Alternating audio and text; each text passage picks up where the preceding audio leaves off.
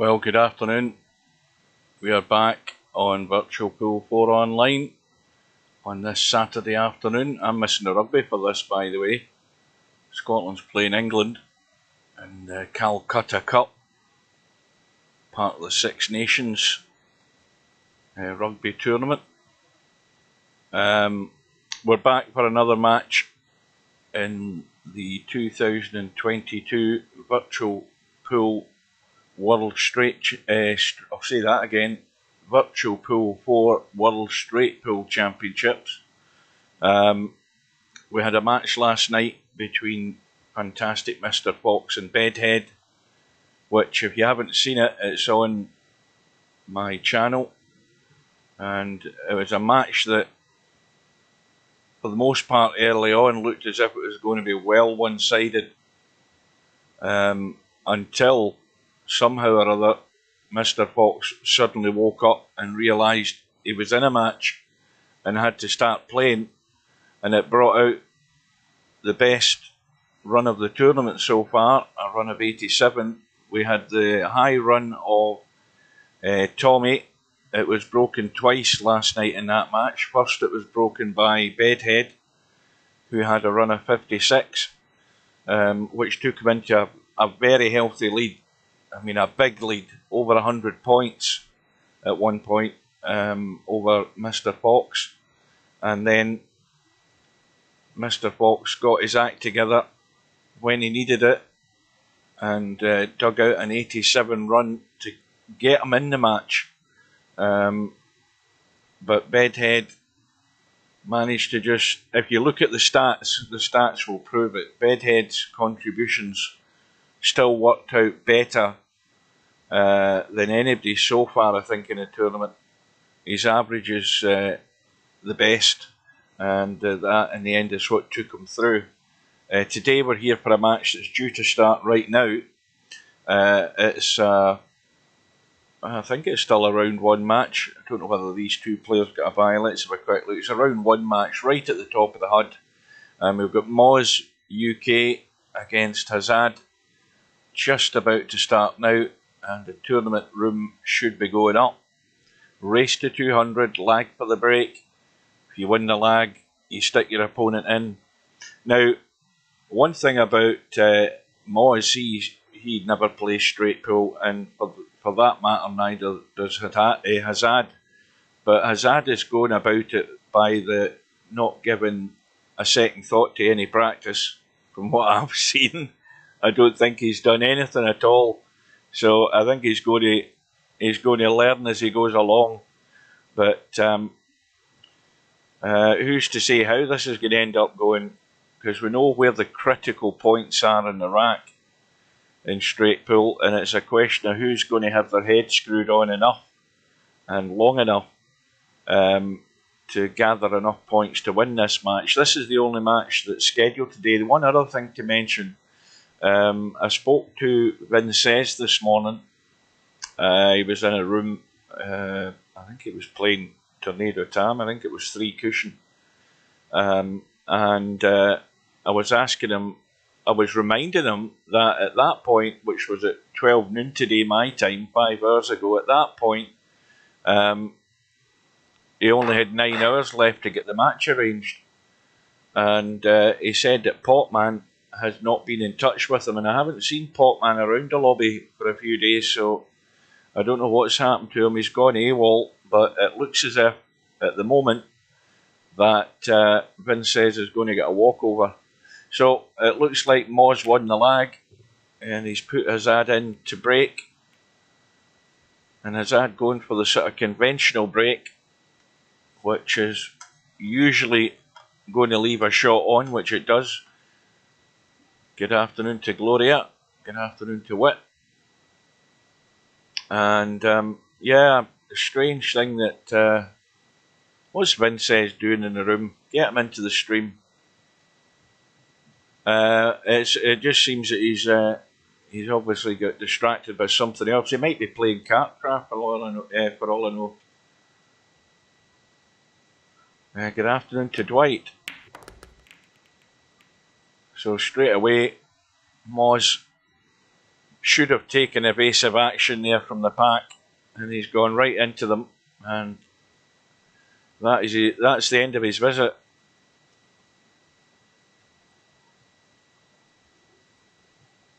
Yeah, he'll be rabbiting away on that live stream while he's playing. So straight away we're into a little tactical battle.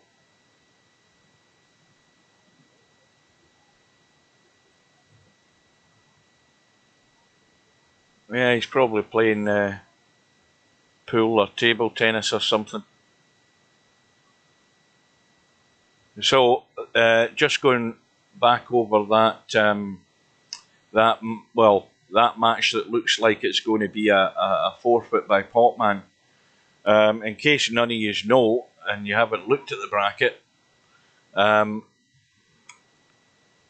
assuming it goes the way we think it's going to go and that Potman isn't going to... In fact, Vince has told me there's been no response from any proposals that he sent Potman. But if Vince goes through, we've got a head-on battle between him and Bedhead. So there's that to look forward to. Well done to Larry, now that I see Larry's name, because Larry won Friday night 9-ball last night.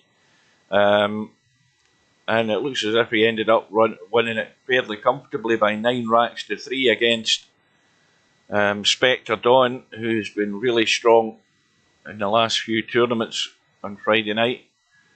And yes, I believe Moz is on... in fact, it looks as if Moz got his own channel, because the link that he posted in the lobby isn't Duffman's link, it's got Moz at the end of it, so it looks as if he's got his own channel. I never looked at it. But I don't know how many's on there with him yapping away.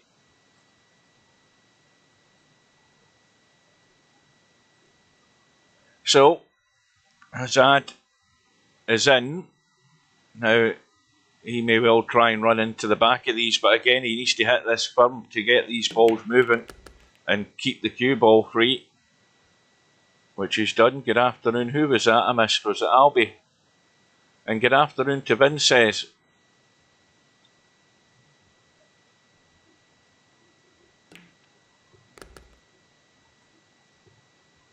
Oh, he must have changed his mouse then. If Larry was playing well.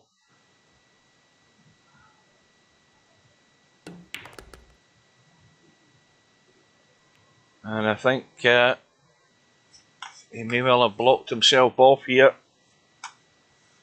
Or has he? No, I think he's okay. I think you can see the 8-ball. But of course, immediately in this situation, you're looking around, or you should be looking around at where you want to avoid and what you have to get rid of. And obviously, there's a problem where the 9-ball is. And it looks as if it's going to be Moz now that's going to possibly get that far. We've got this issue here with these balls. The 9-ball, I don't think, is a problem. If you just get anywhere in this gap, you can pot the 9. The problem's the 14, but obviously this cluster needs to be got rid of. Good afternoon to Semi-Pro. And Run Out Rob, good morning. Welcome everybody. And in case you don't know, the good news is that I finished this morning my last shift, and I don't go back until a week on Monday. So if any of you guys that are in the tournament want to arrange a match, as long as I know about it, I'll be there.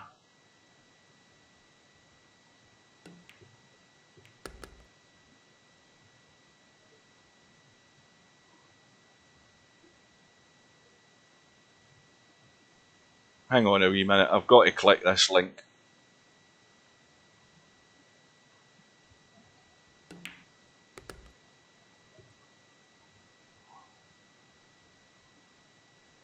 Right, so essentially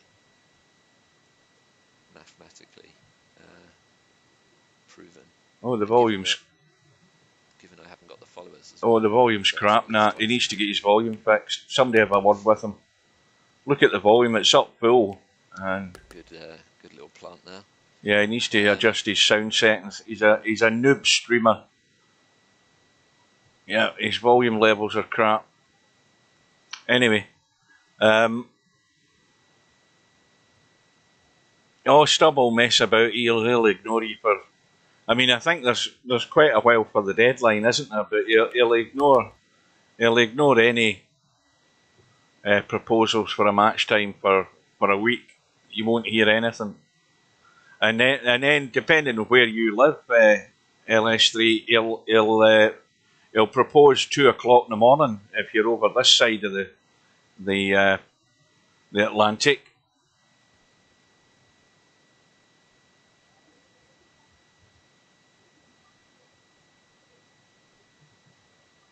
Oh no, that's the last thing you do. You don't play him when you should be in your bed. So we're at the critical point. Moz is the wrong side of the 10 ball, and he's got to travel, and of course he has to find a way to get one of these balls out of the way, and if it slows up, he might be able to get rid of the 15, not the 15, the 13, and probably kill the cue ball right there, because that's very adjacent to the pack, and it makes it easy to make the pot and get the hit. Well, he's letting it run. Maybe the angle wasn't there to hold it as much, but again, he's got to hit this firm and make sure he doesn't go forward and not get too much of a draw. Well, he's stunned off the pack and it pushed him forward, which was a bit strange. But Moz has now got his opportunity to impress me.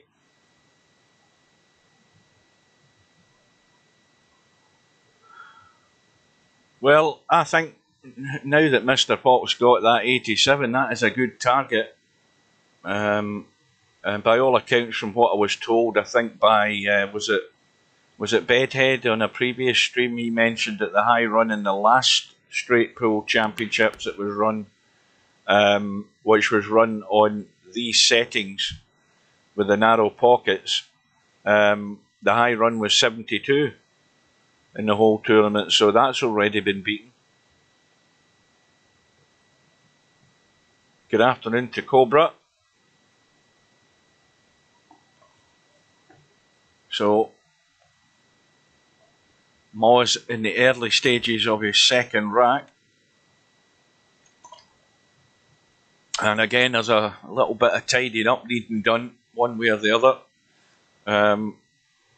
Looking at the setup, there's a couple of nominations. Well, the 3 ball looks good where it's sitting, and it's sort of isolated where it is at the moment, and that'd be a good target ball to stay out the way of. And you've got that 13 ball and the 1 stuck together more or less. That's just a slight hindrance where they're sitting, and he's took his eye off the ball trying to get rid of that problem and missed the pot, which is another cardinal sin in straight pool.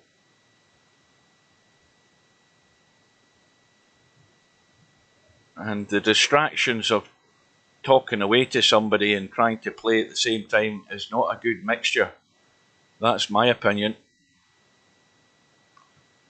If you want to stay focused on what you're doing, you don't want that going on.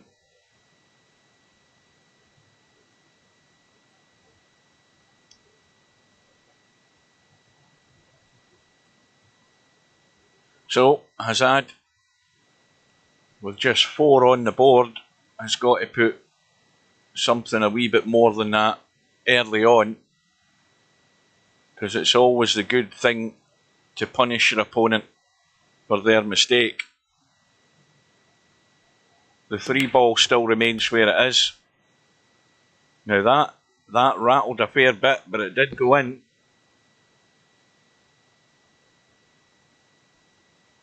Now let's see what he's doing here. I'll tell you what the problem is. The problem is that is way too tight, that 10 ball, and he might have to cut the 9 in and run into the 4. I don't like the 1 ball as much. I'd much prefer the 9, just to get out of the way and run into something. He's played it well though. Now he might take the little combo. And he doesn't want to come back and run into the 3 if that's his target ball for the break shot.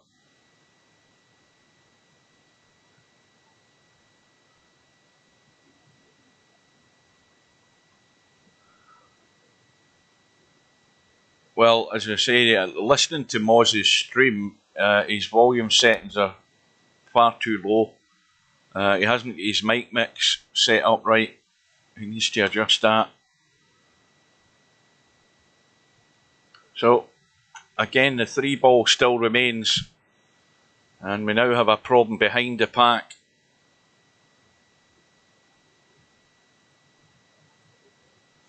Now, if he stopped a cue ball in the gap between the 3 and that 15, he might have been able to cut that 6 and come up to the back of those balls there.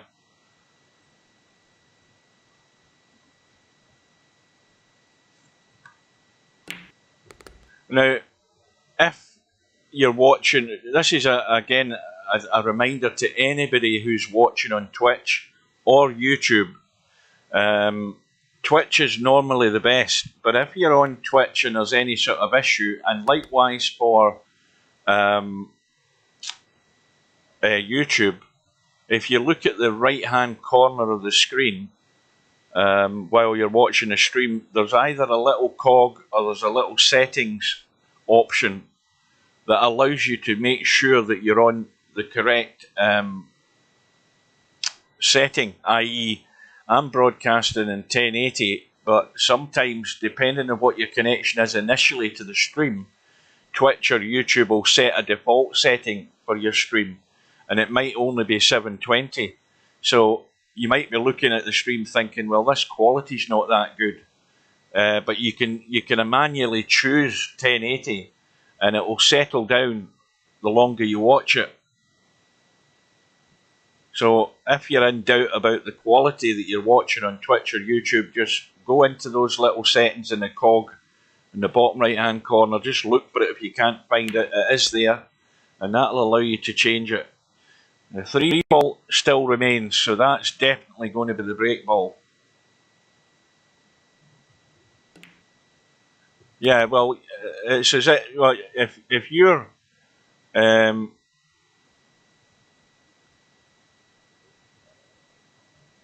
you think I'm out of sync? Well, that's always a possibility. Hang on.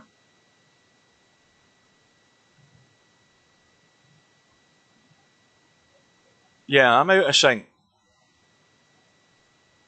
That's weird. Is that right now? Because it's now Moz at the table.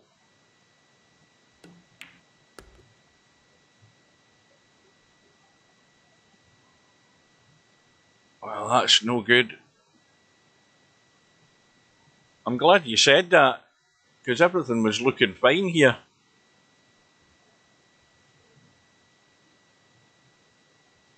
Maybe I'll tell you something. Maybe I messed that up by bringing up Moz's stream while we're in Virtual Pool 4 on the internal browser. Maybe that's what done it.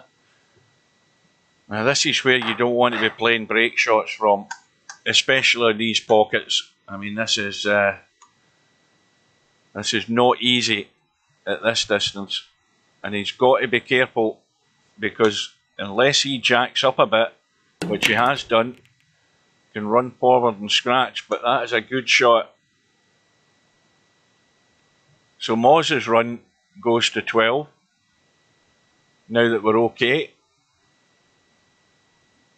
And these balls have spread very nicely indeed. They are so nicely spread that you should be able to pick your way through these without starting to move balls that don't need moving. Now, provided the pattern is right, there shouldn't be an issue with this 5 and 2, because you get rid of the 11, you get rid of the 4, get rid of the 11, that pocket is now opened up here, so it's critical that you've got the image in your head of where you're going with a setup like this. And not only that, you're obviously then thinking about where the break ball is. It could be the 12 right at the head of the pack. It could be the 5 ball. It could be the 2. But immediately he's running into balls and created a problem. Again, that's the cardinal sin, one of them. There are a few of them, but that's one of the major ones in straight pool, is running into balls when you don't need to. And now you end up creating an issue like that.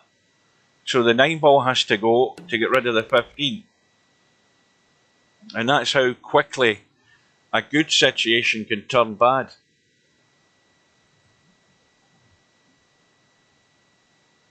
Now this ball will come down the right hand side the way he's playing it, unless he does something with the cue ball.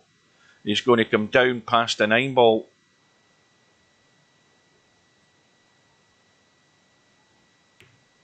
Well, he's totally bottled out in what he was doing there. I think he was trying to hold for the 9 or the 11.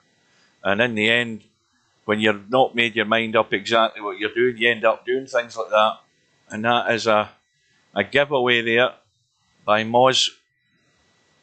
And HAZAD's now left with the problem of the break ball as well as these 2 balls stuck together. So the 9 ball has to go, and the 9 ball can go now. I mean, that's a perfect opportunity to get rid of that 9 and come around the corner. You'd be unlucky not to be on a shot. So there's the first instance where HAZAD had an option to get rid of the 9 and deal with the problem, and he hasn't done it. And he may well regret that. You've got to be on your toes to deal with issues. He's running out of balls to be able to deal with this situation. He's on the 9 again and he's looking at it again and he's still not interested.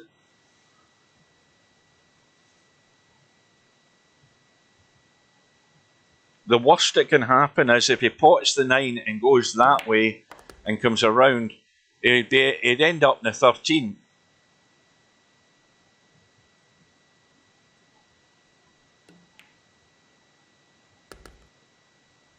So now it has to be the 13 ball as the break ball, and he's left with a dodgy cut into the side for the 6, or take the 14, and still hasn't dealt with the 2 balls, and that will scupper his chances of putting anything more than what remains in the table apart from those 2 balls.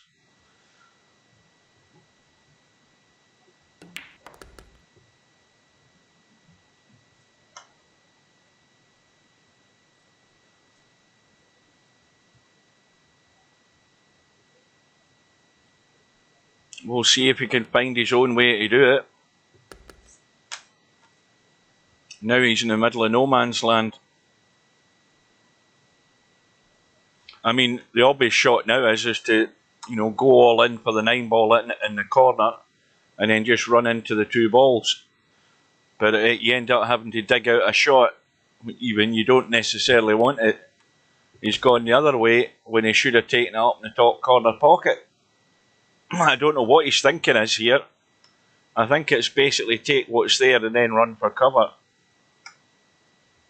He's now going to get rid of the break ball and maybe try and run onto those 2 balls. I don't know. I have not got a clue what way he's thinking here, but it's not the right way of thinking if you're going to stick runs together.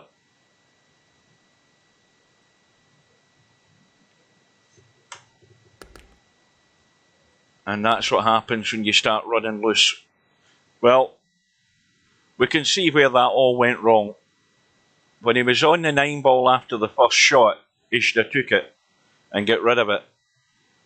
And that would have made his life a lot easier to come around this side to the left as we look and take the 15 into the side. And he wouldn't have ended up where he ended up. So the visit ended up only being 7.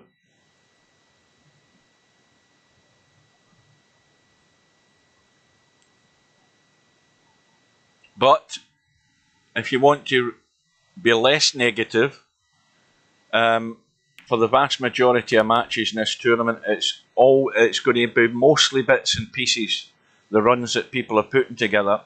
And as long as HAZAD keeps putting together 8, 9, 10, 12, 15, if he gets it, then that will keep him with Moz. And likewise with Moz, if he can string a bit more than that, then he'll get a lead. And he would then end up pulling away, either or. But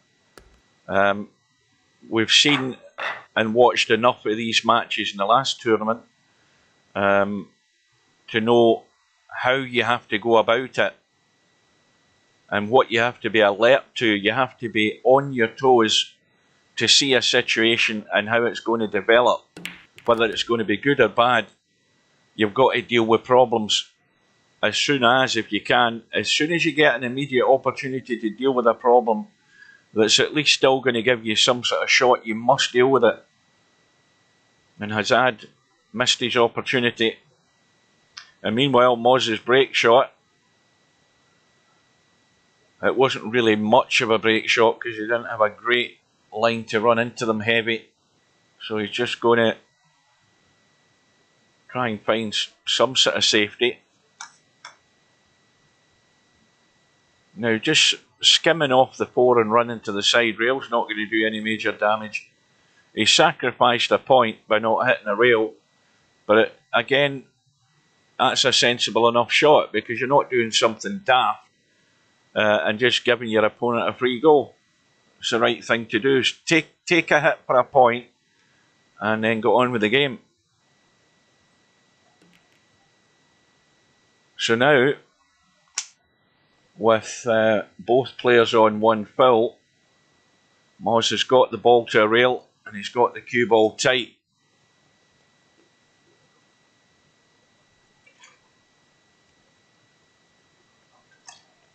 Now, what has HAZAD spotted here? Now, again, this is a bit ambitious. Bearing in mind there's not a lot to choose from, even if he gets this bank.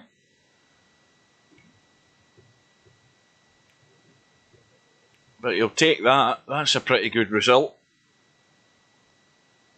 Cue ball was heading in a good direction in behind a bunch of balls, but I think Moz could push this 8 ball clean and just lock it. So now there's no safety up the table, and the safety is all behind the pack and getting rid of this 9 ball.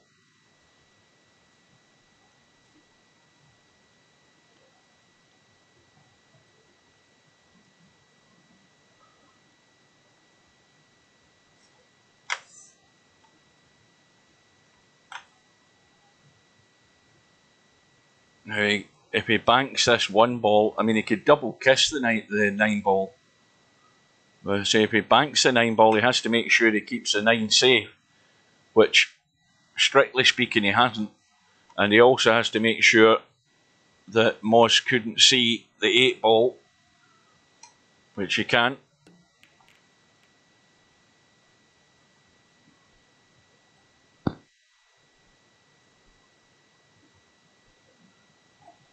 Well, there's still the opportunity. This is where it's a test of your control here to try and keep hiding this cue ball behind a bunch of balls. Now, is he playing the reverse bank?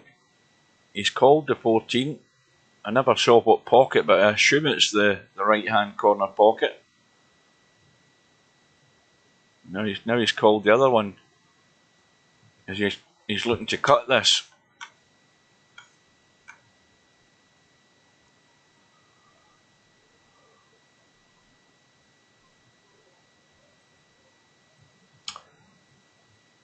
Oh, that's what I meant to ask you guys. There was somebody sent me a message on Facebook. I noticed it was 2 days old, and it was somebody. Was it somebody called Jennifer? Does anybody know who that is? I can't remember what their second name was. I looked at their profile, but goodness knows who that was. They sent a message to me, and all it said was hello.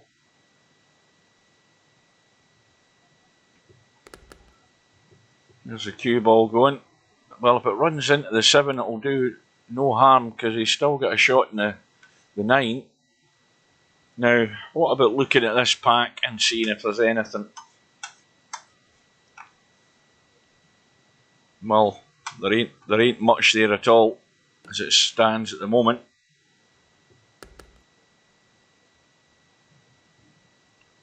I'm trying to remember what her name was. I should have looked before I came on to do the stream to remind me who it was. But looking at her profile, I don't see her. I mean, you know how Facebook has friend suggestions and stuff like that, and who mutual friends are. I didn't see anybody who I've got on my friends list on Facebook who are on hers. So maybe it was somebody sent something to me by mistake.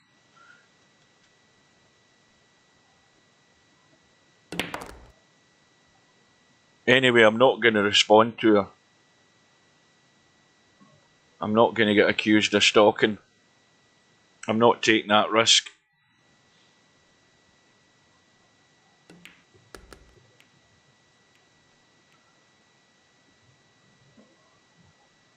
Well, the balls are actually sitting, well, the possible break balls are very high in the pack. And it's unlikely that anything else is going to be good as a break shot. Now, if HAZAD takes the 5, that's probably the better ball of the two gone. The 1 ball is in that situation where if you're going to play it, you want to be there on the 1 ball. You don't want to be there. You'd much rather be there so that you can just pot it firm and get the break shot. But we still don't know whether he's yeah,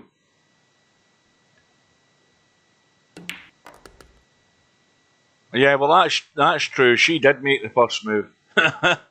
And she's from the States, by the way. You know how she's one of these people that tells you everything about their lives. You know, where they were born, what high school they went to, and all of that crap. There's none of that in my profile. Well, the 1 ball is a nominated ball, and there's an adjacent ball to get on it. Although the 15 ball is adjacent, it's not exactly great unless you've got good cue ball control. He's probably doing the right thing here by getting rid of the 15 and going up table for the last ball. That's probably a better move, but it all hinges now on the angle that he gets in this. Now, what you don't want to be is out here to pot the 1 because you get too much distance to be travelling. And that line there is not bad at all. That is pretty much on the line that we looked at earlier, but it's all about the pot, and he has to watch he's not going forward. He's caught the top of the pack, and he's got a shot, and that'll do.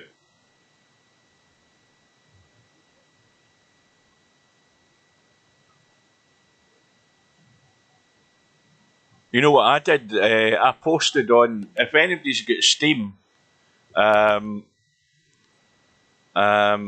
has, well, put it this way, if you've got Virtual Pool 4 on Steam, I've still got it on Steam. It's still on my profile on Steam in my games list.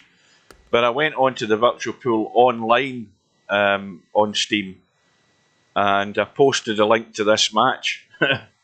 I might start doing that and see if it brings anybody else in.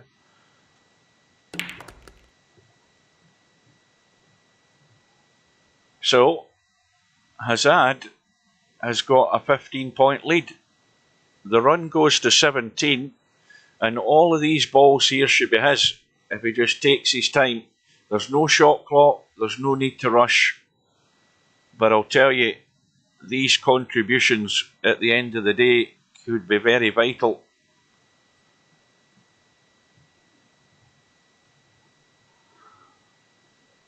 Now, how does that look from his side? Well, he's got the 12 at the back of the bunch of balls there. He can cut that 9, and in fact, if he cut the 9, he might have been able to come back across to the cue ball and get a nudge, because if he can take, although he's on the 13, and that would be the ball to get rid of to open up the 4 ball, and again he's on the 13 and he hasn't done it. And now he's not gone far enough to get to the 13. Now if he goes 12 ball, he can go short railing into them, split them.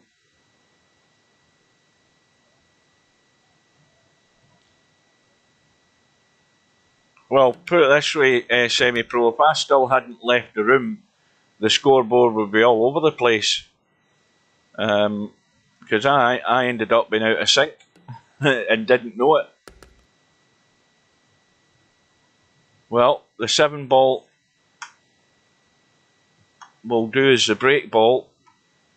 The 3 ball would be passable as a break ball, but again, it's one of them where you want to be sort of on that line. It's gone.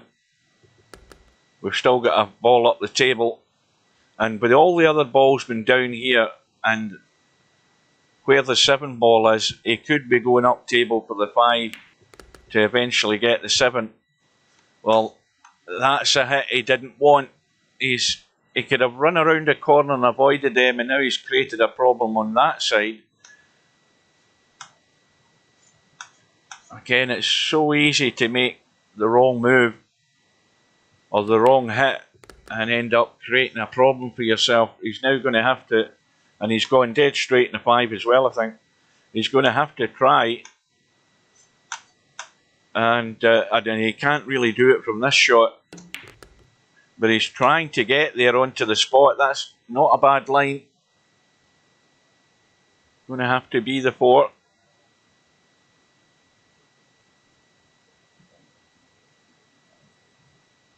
Now, is he going to do anything to...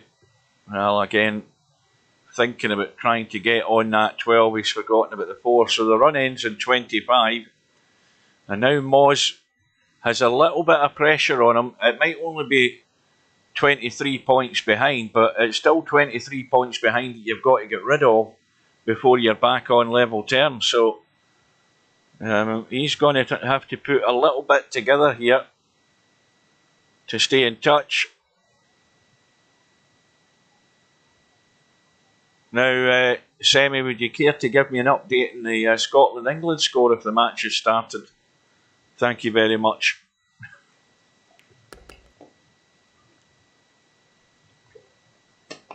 Well, I think Moz wanted up a bit higher up the table for that 12 ball. Now, can he cut this and avoid a 7? That looks pretty unlikely. And that is going to go into the pack, is it? I don't think. In fact, it's actually landed sweet. No, it is. It's in the pack. So he's got an angle. He needs to avoid the scratch on the side. Oh, 10-6 to Scotland. That's too good to be true.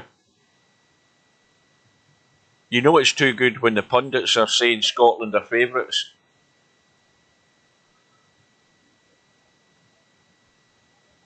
Got to avoid that side pocket, but he's got to get the cue ball running with spin to get into this pack.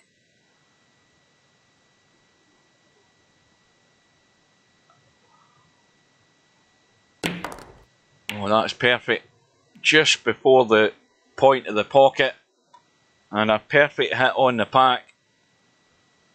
They could have broke obviously a bit better because the 2 and 4 are a slight problem. He could actually deal with them right now. He could cut that 13 and get a nudge. But again, he hasn't.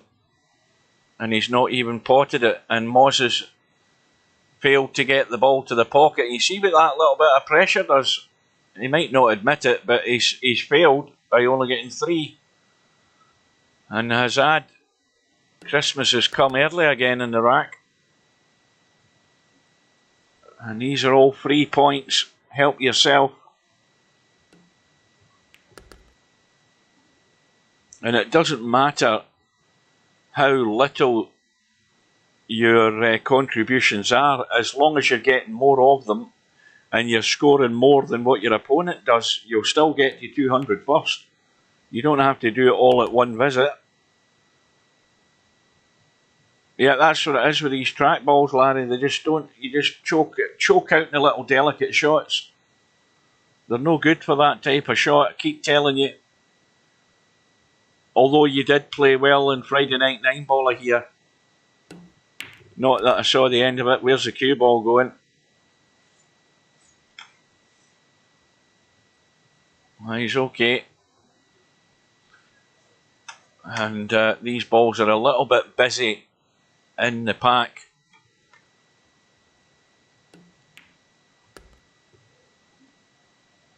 Now that angle he's got in the 2 is not bad for a little stun and a nudge, and he may well be on the 8. But he could just get a little nudge onto that 13 ball and he should still be on that 8. Is that the 8 ball or the 4 ball? It's the 4 ball. Well, he's glanced the other side of it. And that's maybe done him though. He's not had the luck of the draw there. He didn't get that thick enough, that little collision, and he skimmed off the side, and now he's going to have to make the combo.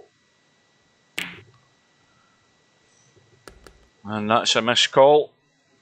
Controlling M.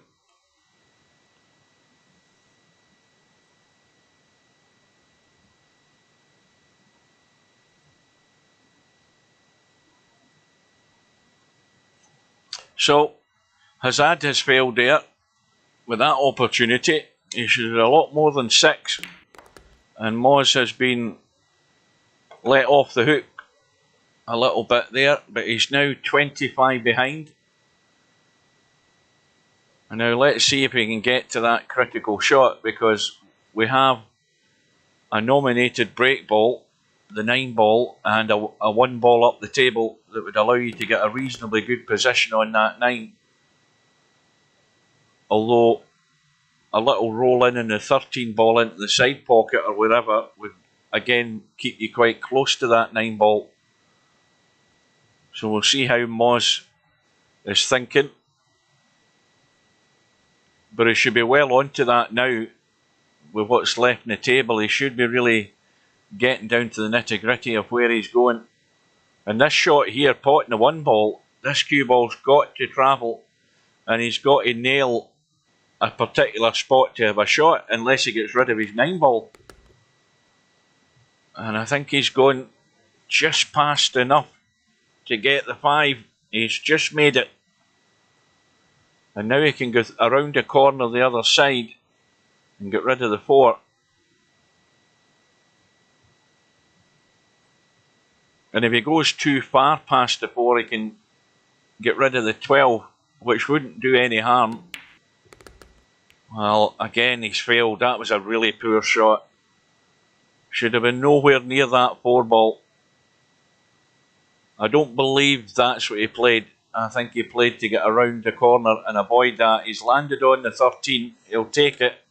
But I don't think he played it.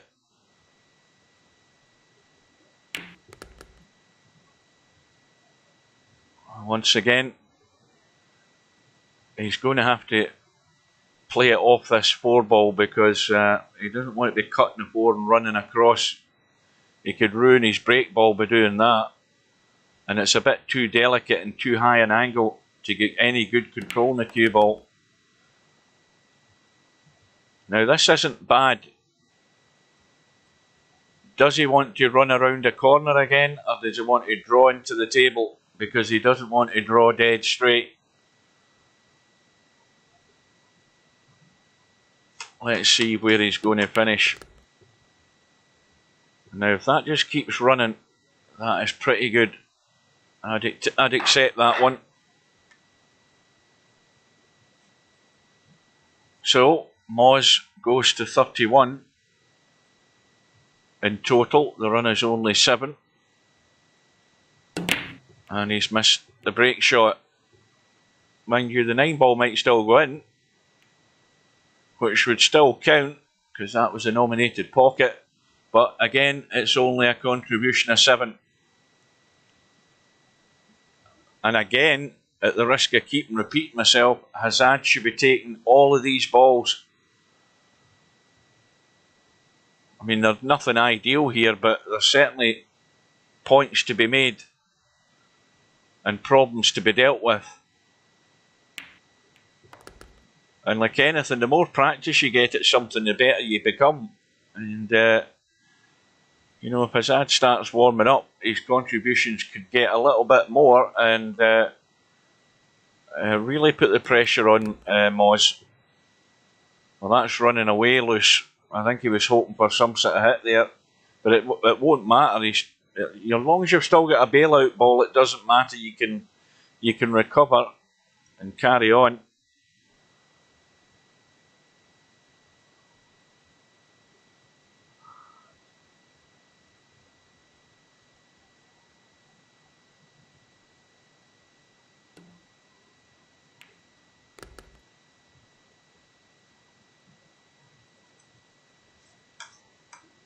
Now, you can cut the 12, and that is he's got the 13 down the rail. That's easy enough, and he might end up going over for the 8 ball, or he could still bail out in the 3 ball. But the 13 ball's as good a pot as any. He needs to just get across the table, and that can take away the 8 ball because it's a blocker, and that's the one thing he wants to get rid of. And now he wants to be taking the 8 ball and try and run into the back of that 4 if he can, and that will leave him on the 11 at worst, or possibly a cut in the 14. So he's still on the 11, and now if he takes the 11, he can do a bit of nudging, and he'd be very unlucky not to be on another shot. Well, that nudge hasn't really worked out great. If he cuts the 12, and it does cut, he can certainly move things. That 12 will cut fine, and he will run into the 14, but it might leave him stone dead on that top rail, which would leave him the 4 ball as a bailout. Well, he's got a better angle on the 12 now, that's good. Now that the problem, oh dear, has he hit that hard enough? Yes, he has. So now that that problem's been dealt with, we're now committed to the 15 ball as a break ball. The 5's at the head of the pack, but the 15 ball is the one to avoid at all costs, and work out how to get onto that 5 to get it out of the way. Now, if he drops down far enough, I don't know what his shot choice is here. This is leaving him not the most comfortable of positions here in this 10 ball. And he's got to watch the weight of shot here on this 10.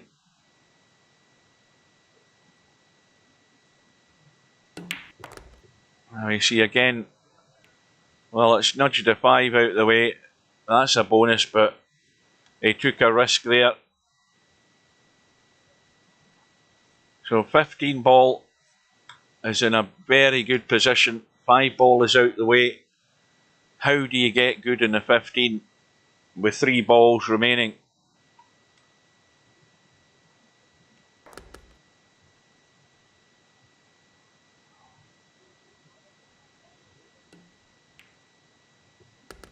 And that'll be the best opportunity off this 14. Again, it's going to have to be a draw. And you see the draw needed a wee bit more. He's got an angle, but he needs to again make sure he's coming away from the pack. You see that's him stuck to the pack more or less. He didn't get enough in it. And has he got lucky? Let's have a look. Does that 13 ball go? That 13 ball goes, but can he see it? That's the question. Yes, he can, and it does go. He can see enough of it, and it will go past the 8 into the gap between the 8 and the 10.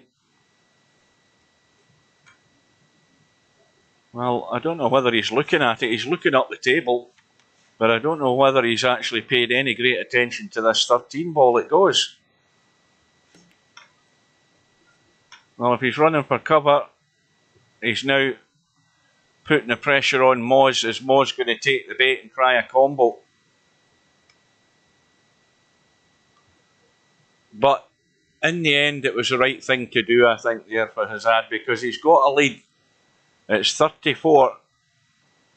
And rather than doing something rash that was going to open things up and give Moz a free go at picking up some points, he's kept it tight and he's given Moz some bait here. The question is Moz going to take it? Looks like it to me.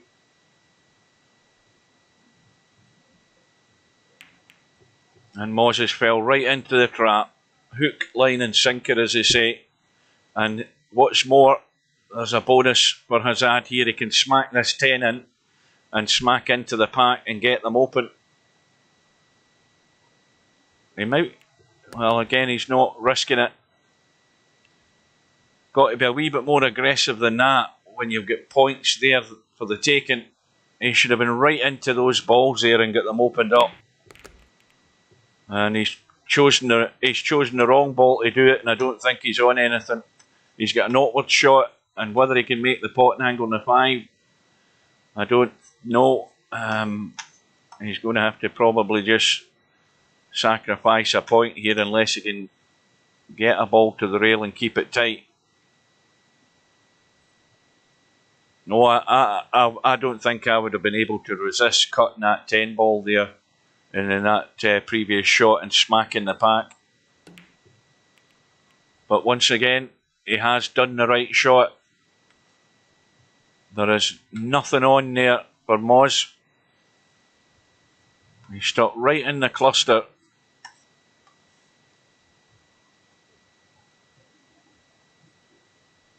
And of course the other danger is when there's balls open in the table somewhere, you've got to keep the cover tight.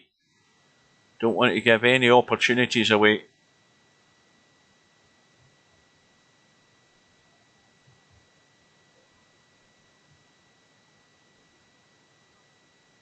And Moz is doing a little bit more thinking. Either that or he's sitting having a conversation on what he had for breakfast today and then what he's going to have for dinner. But he's now scratching his head looking for a way out here, which is not a bad thing if you're HAZAD,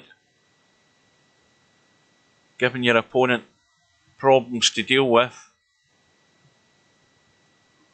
And there's nothing better than giving them problems to deal with when they're already 36 behind. That is not a bad situation.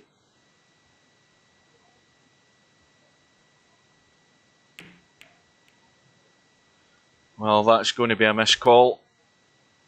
Accidentally potting the 11 ball. Well, he didn't call that, did he? Well, I'm not getting involved. He has said I was going to say they're going to have to fight it between themselves. But although it's a missed call, he's played a reasonably decent safety. Now, HAZAD maybe had a look at that 3 ball. It's nowhere near a combo.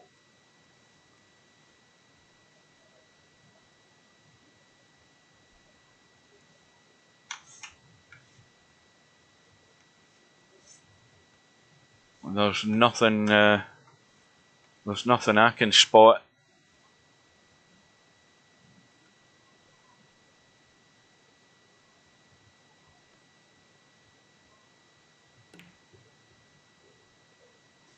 Well, that wasn't exactly the best shot in the world. He's given a fairly easy straight 13 ball into the side. But the pressure's on Moz because his contribution, his last one was 7, if I remember rightly. And that's no good to get back into the game. He's got to make something a bit better.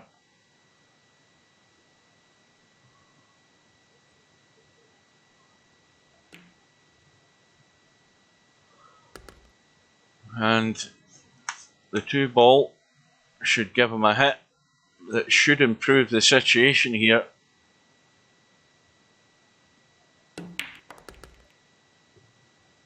Well, not really though. He's ran straight through them. And, well, obviously the 7 ball goes, but the 11 ball's in the way, so these are the things you should be able to spot. You know, you don't need to move the 7 ball and you don't need to move the 9 and 1. if you get on the 7 ball. The other problem is where the 6 and 10 are. They're a hindrance to get to that 7 ball. So there's major problems to deal with here for Moz. And running out of balls again.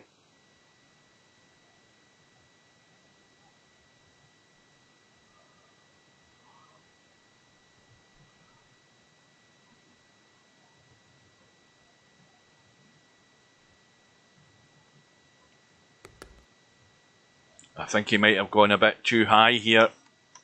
Yeah, he wanted to be this sort of position for that 7 ball, and he's gone too far, and all it is a straight in pot and forward and around the corner.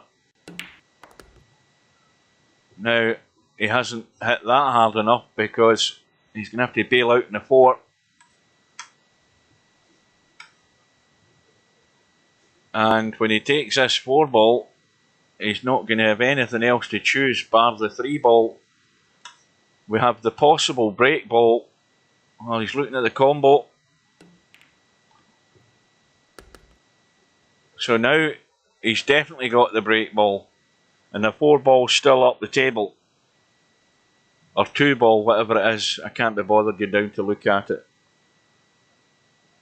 It's the 4 ball.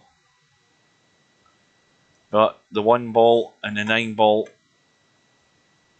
He's trying to spin into them. Little nudge. 4 ball there is available to bail out. But he's dead straight on it. So again, he's just going to try and come down. And that's going to end up nowhere. He's going to end up with a cut back in the 10. If he wants to keep the run going.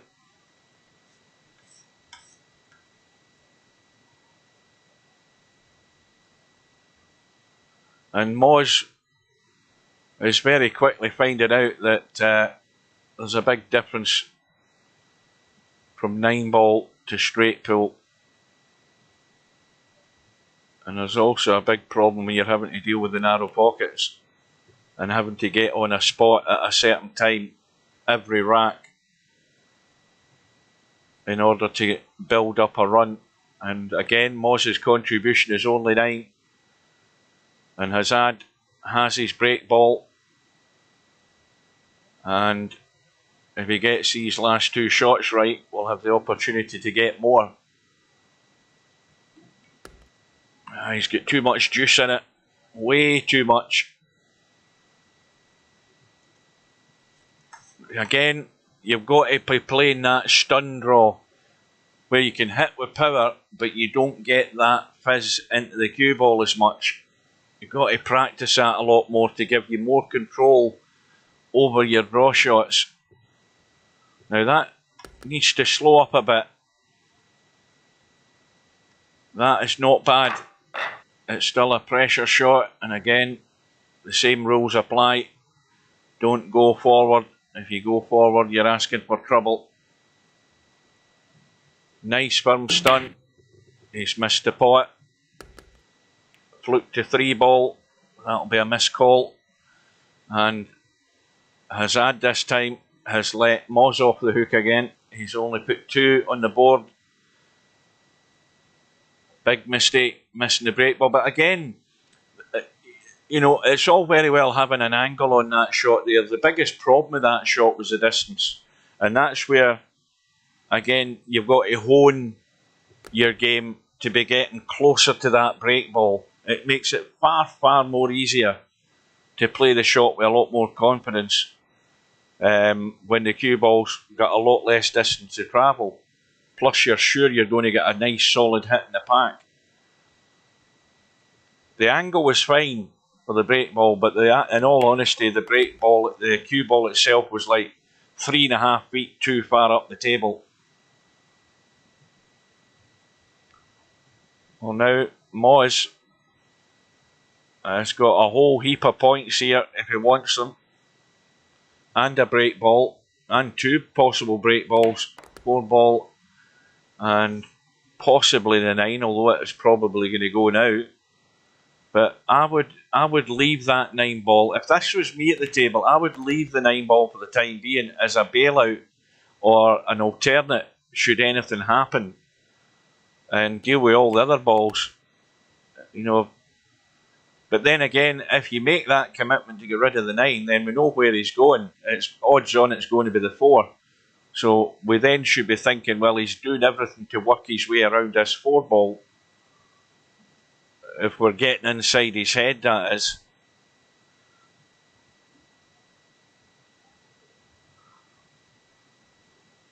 We've got the 3 balls up the table.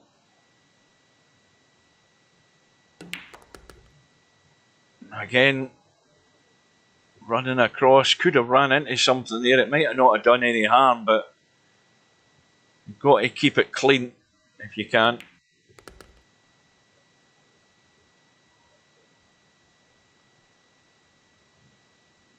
And now Moz is just 22 behind.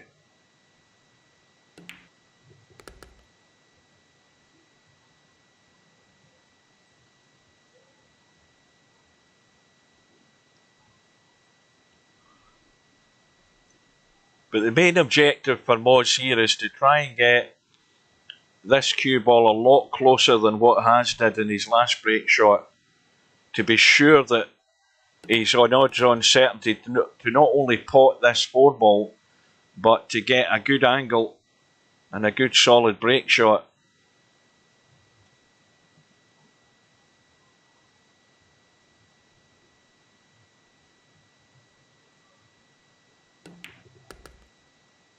Yeah, that was when I went out to the car after I finished my shift. The idiot that just abandoned her car. This was when they were working in the car park. They were fixing the drainage in the car park, putting drainage pipes in.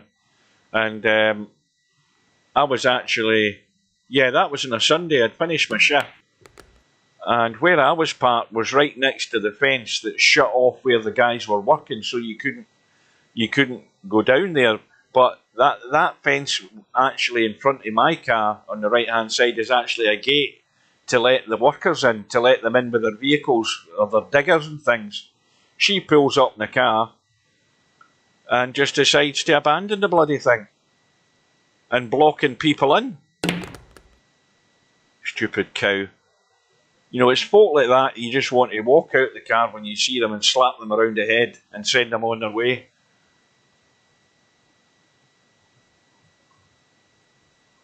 And then there's another thing that annoys me as well.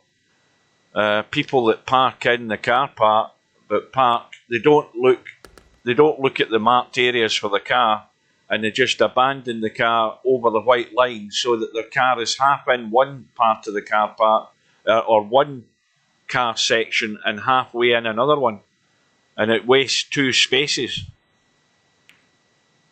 Well, again, Moz has done this. He's done this all wrong. Look at what he's left himself. Nothing. He's failed big time here. Now, what he really should be doing is potting the 4 and running down to this end rail here. That's what he should be doing. He shouldn't have been trying to get into the pack.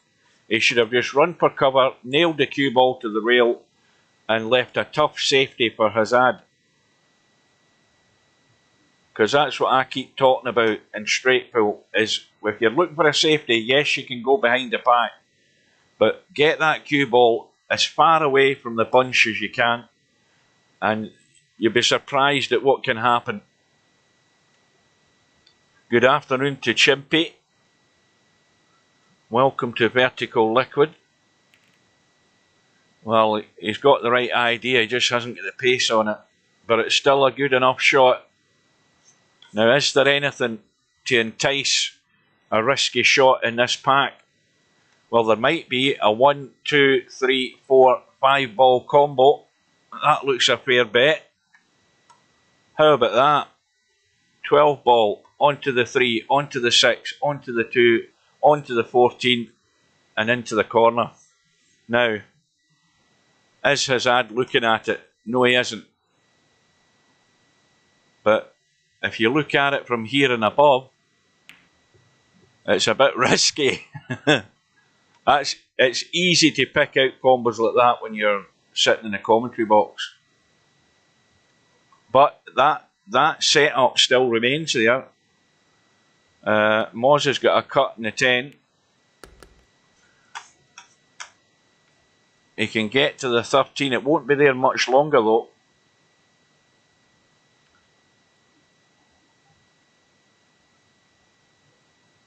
But the thing is, HAZAD's contributions have dried up. And Moz is finding his way back into this.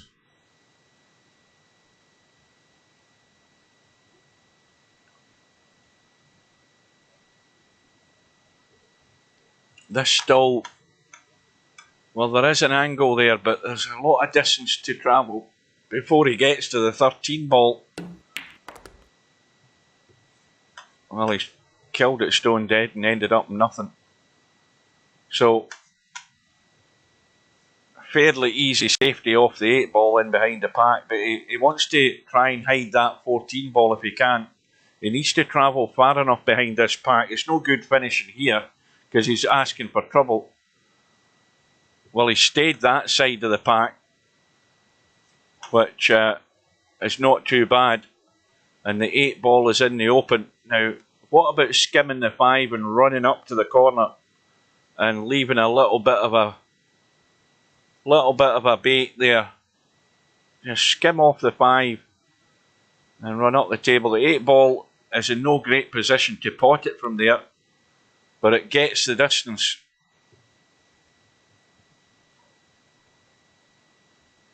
Now that gives your opponent more to think about, especially the connection on the object ball that they're going to be playing. You've got to get this the right type of hit to get this cue ball where you want it to go, and so you don't do any unforced damage.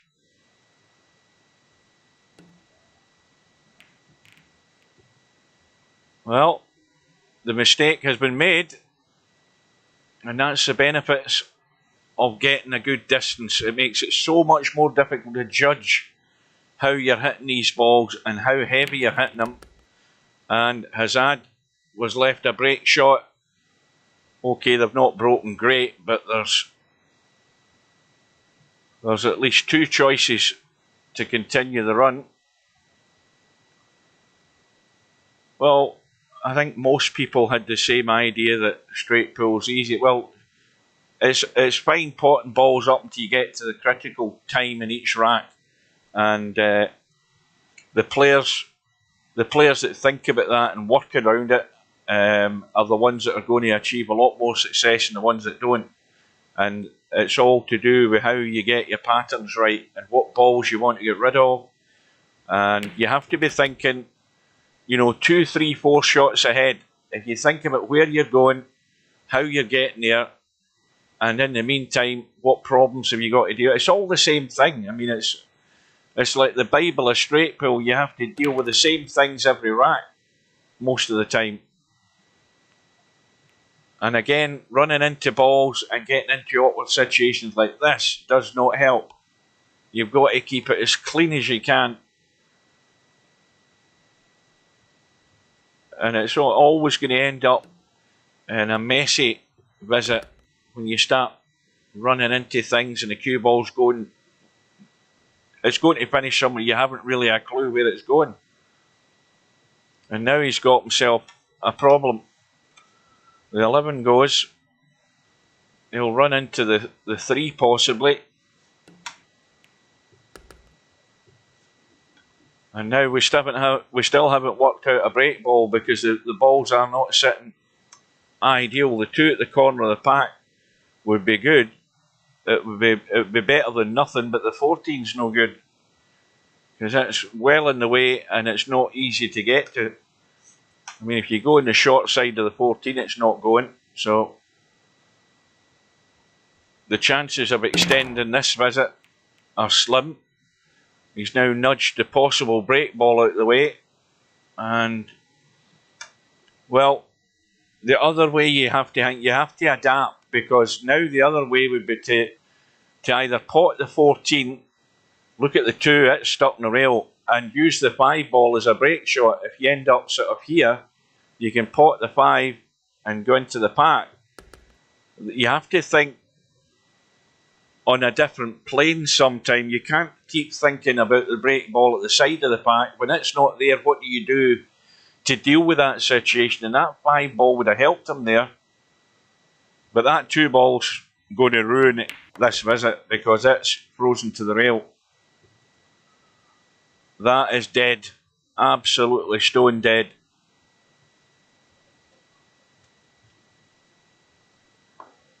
And that is a big nemesis when you've got a ball where it is, and probably one of the worst places in the table when it's frozen like that, especially right next to a middle pocket where it's going to catch the knuckle.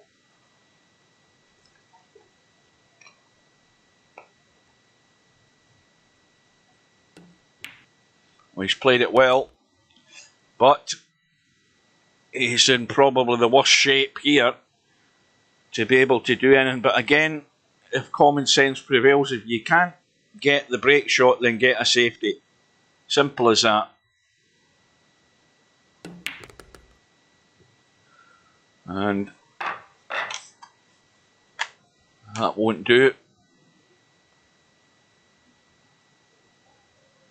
You can just run into the head of the pack. Again, he's trying to create some sort of miracle. And now he's going to skim and run to the side rail, I would think.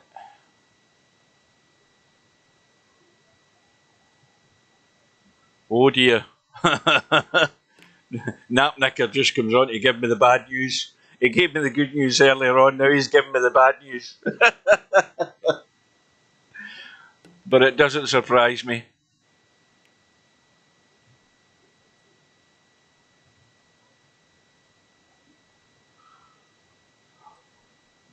Well, where have we got to? We've got Moz on 57, HAZAD on 81.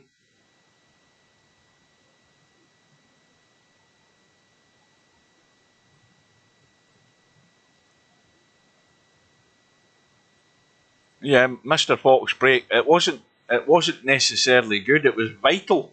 That's what it was. That's how I would describe it. It was bloody vital, and it was about time he got his finger out and actually contributed something to the game, because he was crap up till then. Make no bones about it. He was, and he made a complete ass of a shot. He did a Larry shot when he had a visit where he should have had a whole barload of points more. Played the shot when he didn't intend to, or effectively played an air shot, and out of the 3 visits he had contributed absolutely nothing until he finally got the idea that he has to be doing something in order to be competitive. So he got it at the right time, and it was more than overdue. And meanwhile, HAZAD has nudged a few balls, but I don't think he's nudged anything very favourable here. This is not pretty. Now he can feather the 8 in. The 8 will cut. Plenty of room to cut that in, but he's overcut the 13.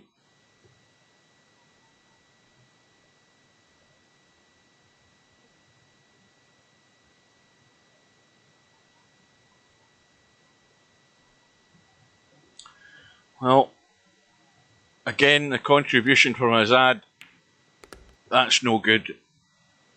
I don't know why people aren't just taking that wee bit longer to assess the situation before they commit themselves, because that 8 ball would have cut, and the cue ball would have run around the table. And now it's another opportunity for Moz just to bite away at that deficit. I mean, I look at that, when you score 1, it's like self-inflicted damage to see your opponent come in and then maybe score possibly now 15, 20 balls that could well have been yours, and you end up kicking yourself.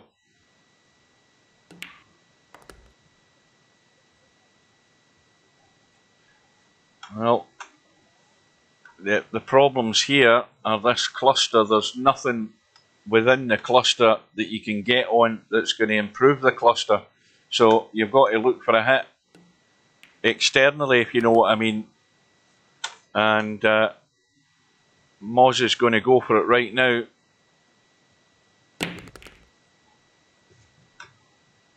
And that's fine, because although the 10 ball's there, it's not blocking anything. And he might have to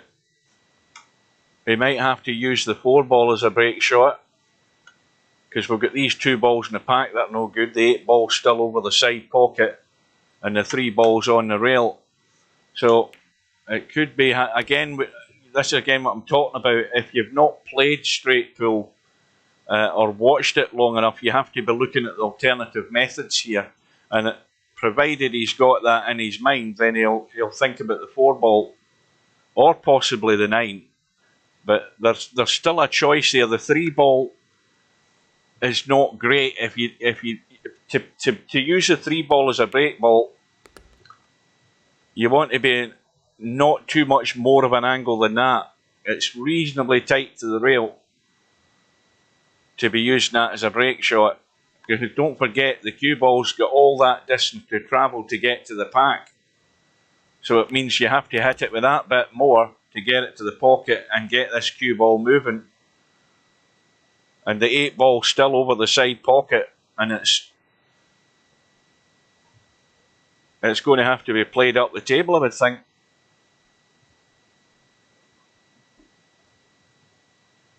Now I don't know what way he's going about this.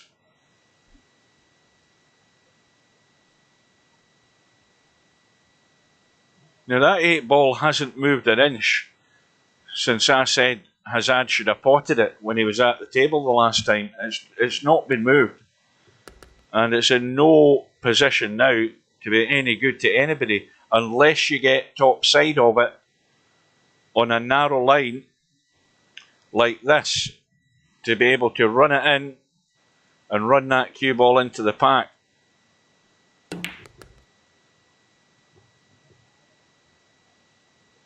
Now, how does that look? That is not very great position at all. He can go forward, get a bit of spin on it. Whether he's going to get any sort of decent hit in the pack is debatable. He might miss it on the first cross and then just run into the opposite side. Well, has he called that in the corner? I think he's called it in that corner pocket, if my eyes were seeing things correctly.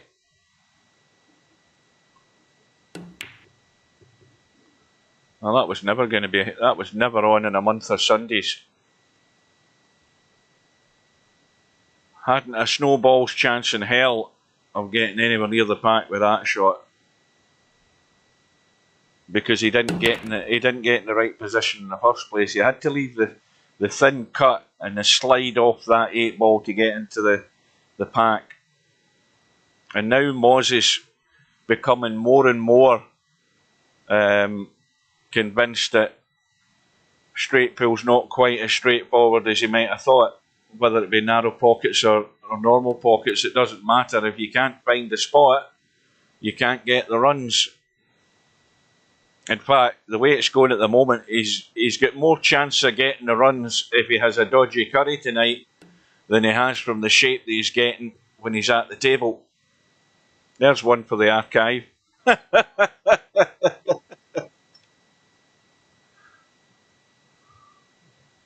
And meanwhile, he still trails HAZAD, and HAZAD needs to get his finger out though, and he needs to get himself clear-headed again, because he's frittering points away when he shouldn't be, and his contributions are drying up to like 1. Oh, I can believe that match times are going to stretch. Match times are going to be jumping up. Especially, I mean, it's not necessarily the fact that folk can't pot balls and string them together. If you get into a tactical situation each rack, it's going to add the minutes to the overall time. It's just going to build up.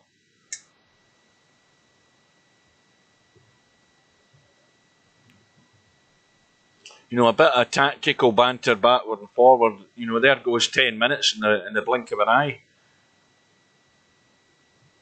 And how often are these guys looking at this pack while they're playing? Because there's things to be fished out here. It'd be a brave man to smack into the 6-ball hoping to get a combo in the 14, but the 6-ball does have a clean hit to the 14. But you'd be brave to have a smack at that 6 because the 1-ball's sort of in the way. I think you'd do that if you were desperate. And now Moz is having a look. He looks as he's going for the side, but again, he's hitting a solid pack of balls. You've got to hit them in a certain spot to get them open. But it's Moz at the table, and HAZAD is just not getting himself that 10 and 15 balls that he wants each visit. His last few visits are nothing, and that's the only worry that's happening here for him, because he's now only 10 in front. It's dwindling away.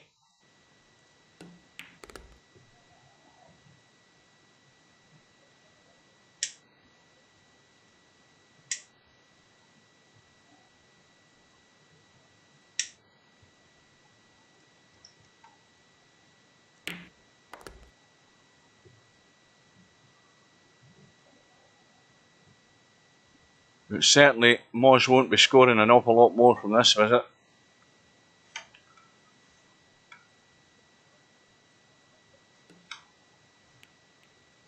So again, sacrifices a point by not getting a ball to a rail. And it's even surprising how many players will play in this tournament and not take that hit on the 1 point. They'll go for. I've seen 2 or 3 players already in this tournament. Not that I've recorded all of them or streamed them, but I've watched a couple where they're not even thinking in the slightest about taking a point hit and going for some stupid shot.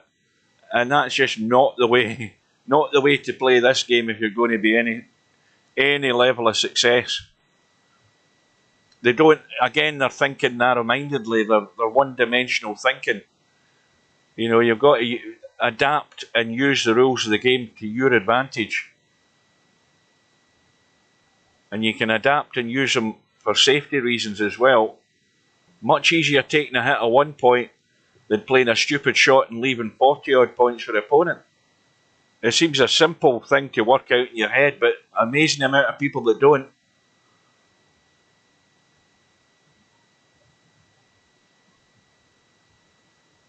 Well,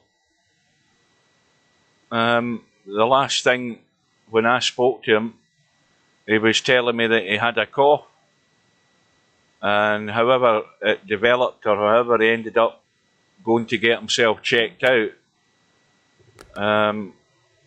that was the diagnosis, and I've never seen him since.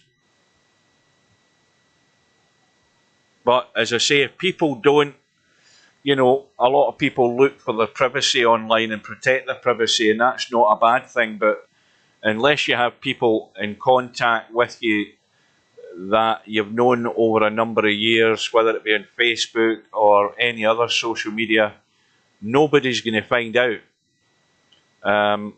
You'd be surprised the amount of people I only found out recently myself, rummaging, the amount of people on Facebook who haven't got their account set up. If they kick the bucket, suddenly, somebody that's on your friends list, you don't see them for ages, or they don't message you, or they don't respond, and you don't know what's happened.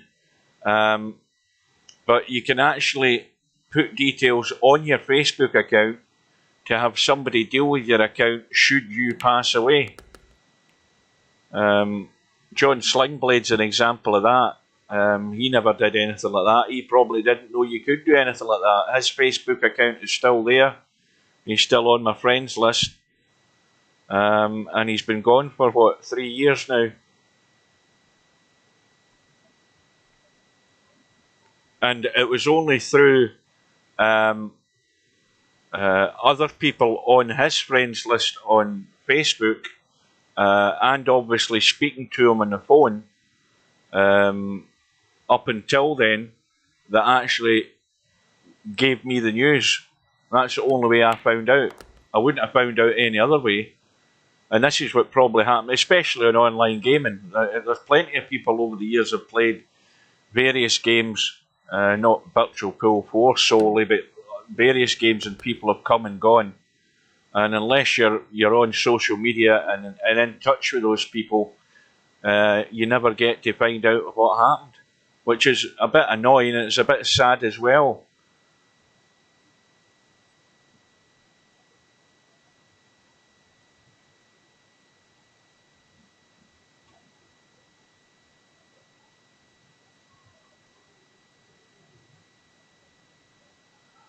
Well,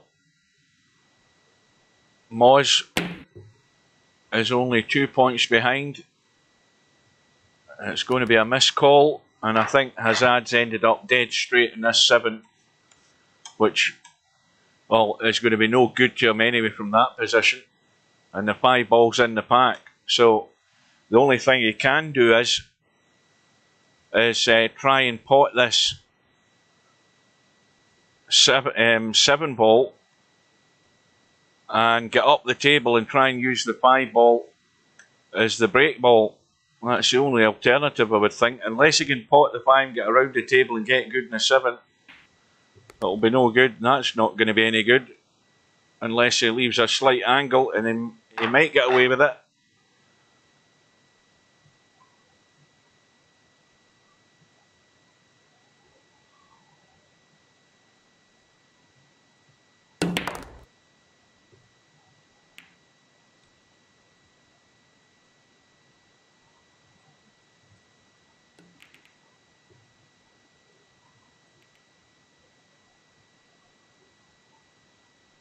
Well, again, no clue, because he's one of these people that, as far as I'm aware, never had any communication with anybody, as far as I know. Because if he did have, then I'm pretty certain long before now we would have been told different.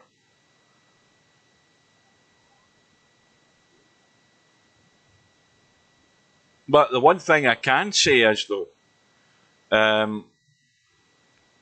if there was any sort of rumour or information, I think rumour's a bad word to use, but I think if there was any information going about that Frankel had passed away, then Mr. Fox is the person to ask.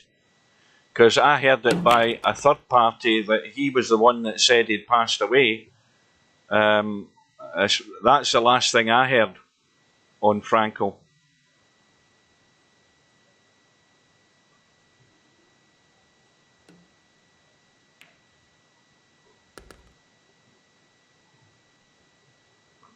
Well, Moz had got himself to within 2 points of HAZAD, and HAZAD now has a great opportunity here to certainly get towards treble 3 figures.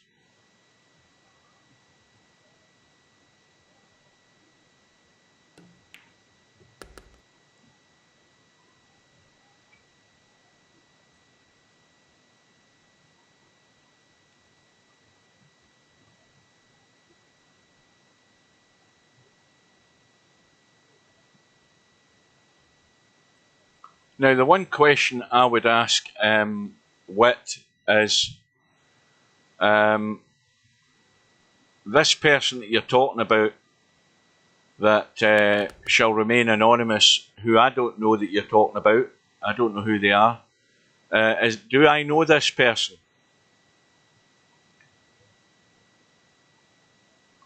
Is this person somebody I've ever been in the company with in VP4 at any time? Are they relatively new, or have they been around a while?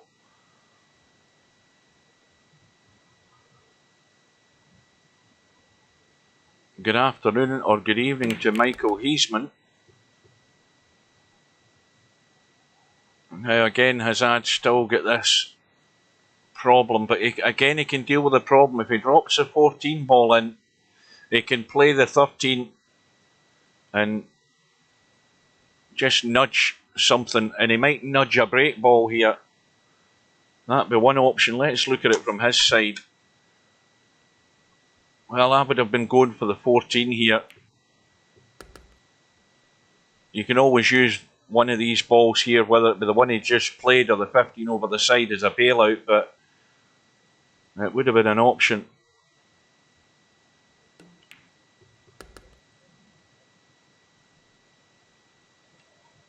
But he's got there one way or another, but how hard do you play this shot? He's now, well, the 3 balls, one option is the break ball, but the 15 ball, I think he can draw off that and come back into the spot to get rid of one of these 2 balls. He's still got a decent enough angle to draw back off that. Or he's maybe going to drop through and run into the side. But that's getting rid of his definite break ball doing this.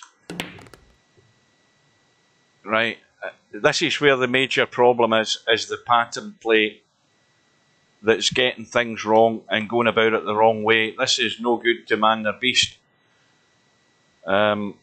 He had to get the draw off that 15 to get into these 2 and get rid of one of them. And leaving himself to pull off shots is not what you want to be doing each time. And I don't think he's got any angle to get to the pack. So, I mean, there's an easy safety. You can leave this 3 ball down this end of the table where we are and run in behind the pack. But simply potting the ball now means that HAZAD's leaving himself a dicey little shot to get right here. This is what you want to be leaving Moz to play. You see that 6 ball just threatened to squeeze out there. Well, he's okay.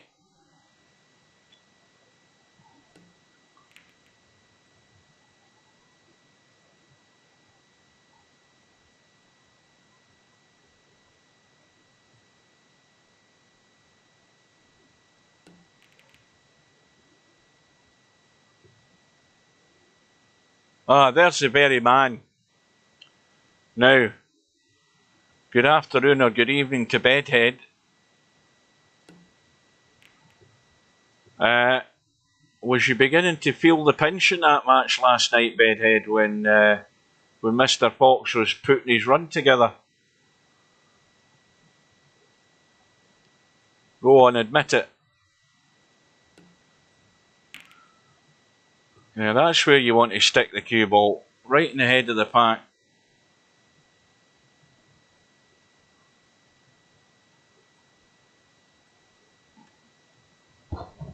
And this again where Moz has to be careful. Got to get it good.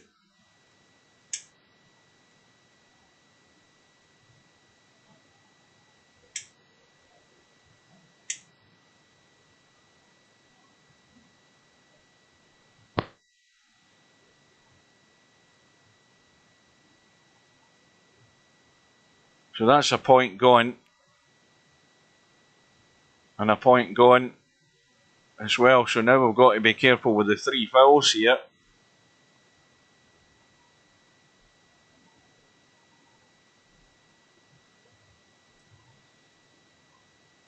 In fact, I wonder if Moz is even aware that the 3 foul rule is like a total of 18 points you lose. I don't want him to do it the hard way and then find out.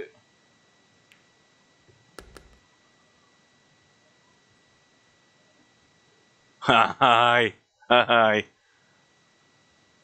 I think you were having beads of sweat in your forehead, Bedhead, thinking that this is going to go pear-shaped. That's the beauty about straight pull. That's how it actually can go, and it does for many of the pros.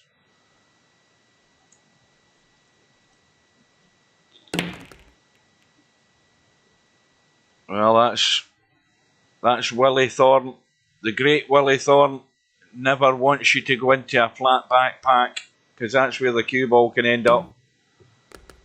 And that's when you start running a cue ball, you can end up almost scratching. That would have scratched last year. Every day of the week it would have. But again, it's Moz with a chance, albeit a slim one, to get good into this bunch of balls one way or another, with limited availability in doing it. He might try it now off the one, if he can get there clean. I think he can. That should open him up. Well, it hasn't.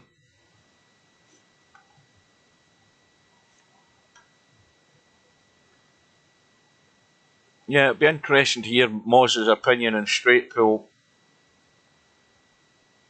He'll probably say he'll never play it again after this tournament. Which is really another roundabout way of saying, well, here's me thinking it'd be a lot easier than what it was.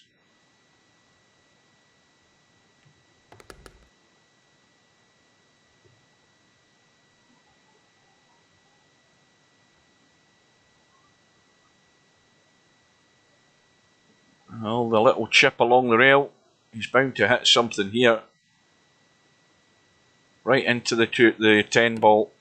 Well, he's caught the edge of the 10 again. You see, if he'd hit that full in the face, that would have opened him up. He's just caught the edge and he's still left with the problem and running out of balls again.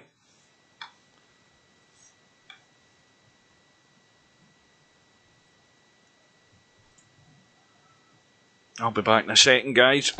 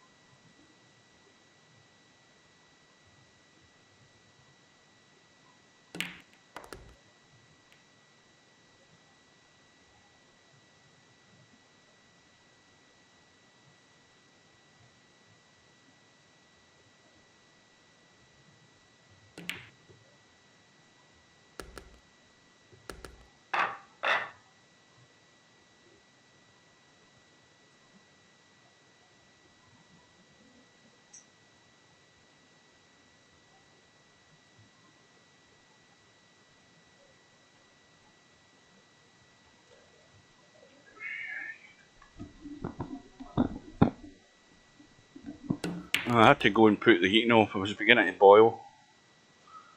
Right, now, where have we got here?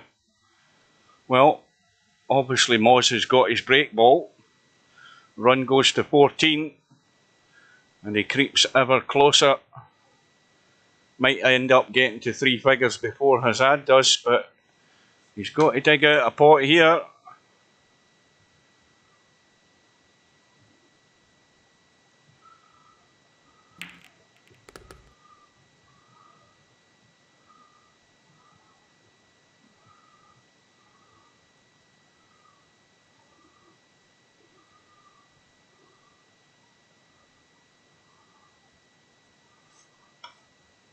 Well, all you want is a ball to keep the run going. He's got that.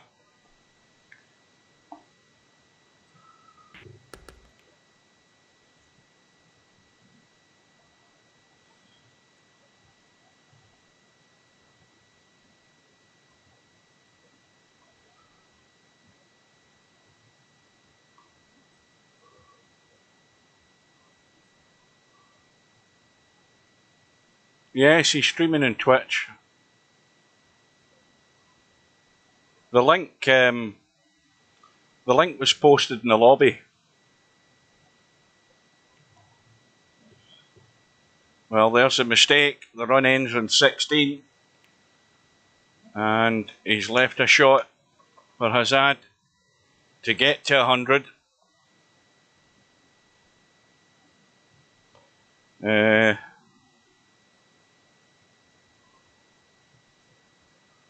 She's probably disappeared off the chat by now, I would think. But that was a mistake I said I made earlier. I clicked on that link and probably went out of sync because of it. It may well have gone. The chat only goes back so far. But I'll let you see the link if I can find it, and then you can. There you go. There it is. www.twitch.tv/Moz. What the hell does that say? MozUK08. That's the link to his Twitch channel.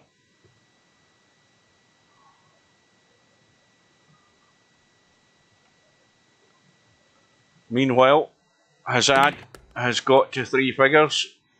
Again, playing the big draw shot. That opens up the 11. Or did he need to open up the 11? I don't know. I wasn't really paying a lot of attention there looking for that link. Now, well, the 15 ball is perfect for a break ball. Absolutely plumb perfect. If you can get on that nice, that would do.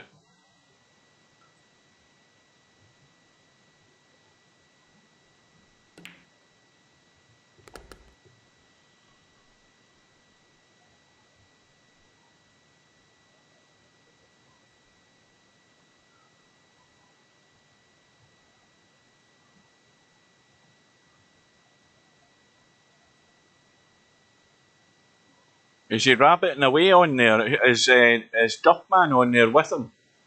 Obviously must have somebody in there unless he's just commentating on his own. Oh, Moz is bailed out. Dodgy American connections, they're no use.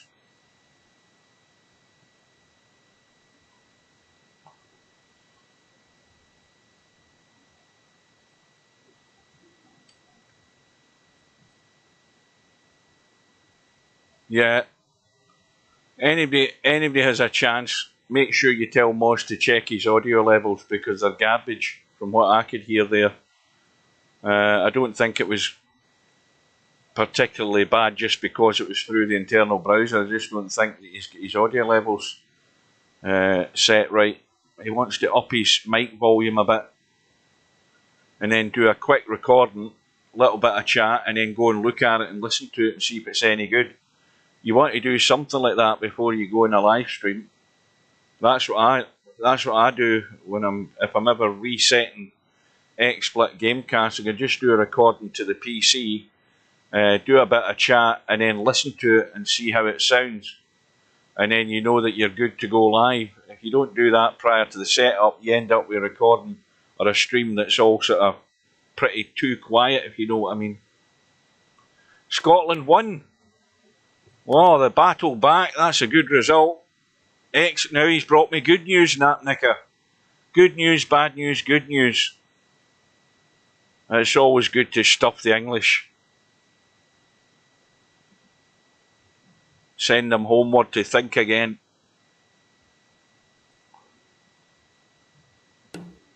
Sorry, having some issues with my PC. Had to turn my stream off for now.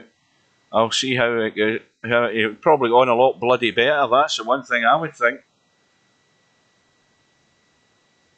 Well, if he's overheating, and if I was Moz, I would do a malware bytes. That's what I would do. Presuming he's clever enough to do that. It took me a while to work it out, and then found out I had all of these bloody miners on my PC. I had about half a dozen of them. And that's why my PC was cutting out, and it's never cut out since, touch wood. And I was watching this, was it a programme that was on the day, or was it on the news? Was it a documentary that was on the news channel? And it was about, I can't remember what country it was. It was Albania. What the hell country? It was one of those countries. And that's what their main income is now. This bloody Bitcoin crap. And you saw these guys maintaining these computers, a big warehouse full of computers that burn about 6 times the amount of power that normal PCs do. And that's all their job is, maintaining these things, fixing them. And there's thousands of them running at the same time. I can't remember what I was watching that on. I stumbled across it. And I can't remember the country either, but it was in, Eastern Europe.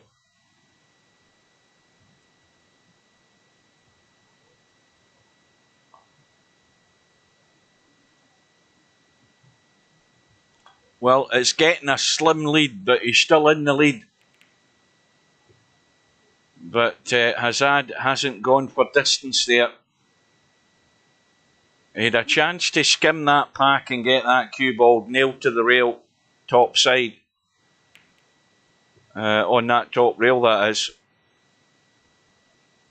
As we look at the table. And this is what you've got to be trying to do, and that is a poor shot by Moz. Big time. But again, HAZAD has to hit them firm because he could have just stuck onto them. Is he going to have a shot? Well, he's got the 14.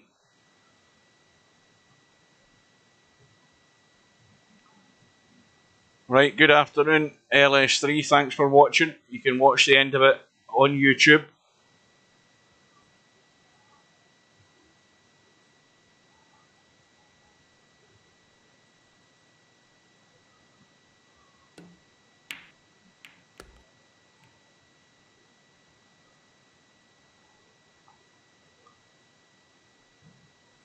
Michael, do you play?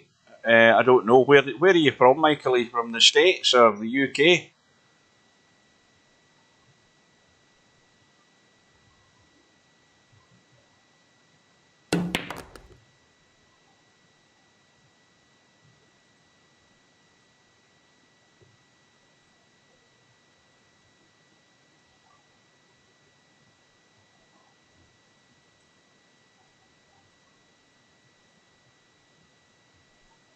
Quick drink.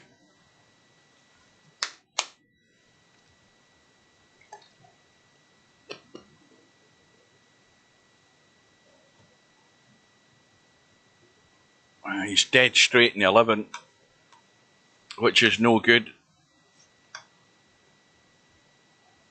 Now, again, he's just fallen short, I think. Well, maybe he wasn't, but he's just the wrong side of the 12, but he's running into them. Took a risk, and it's worked out nice because the 9 ball is plumb for a break ball. Has to get rid of the 7 ball. 4 ball would do as a break ball. He's got choices.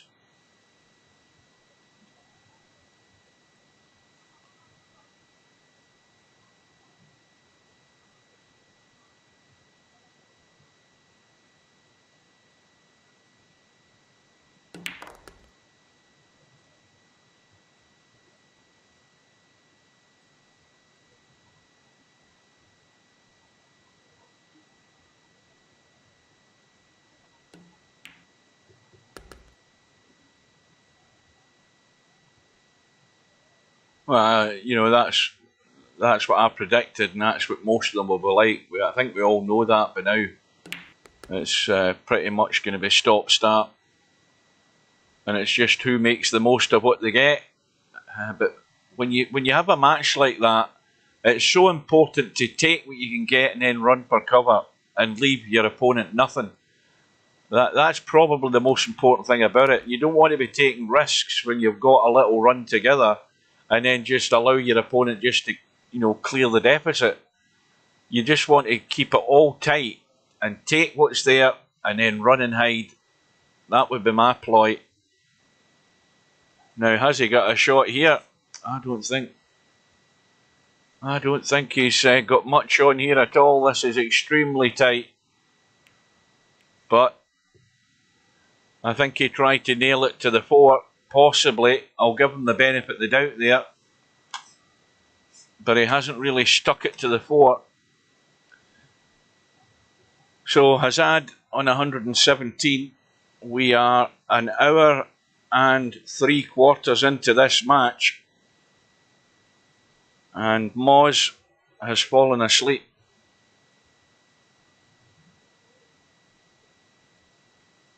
Or he may well have disconnected.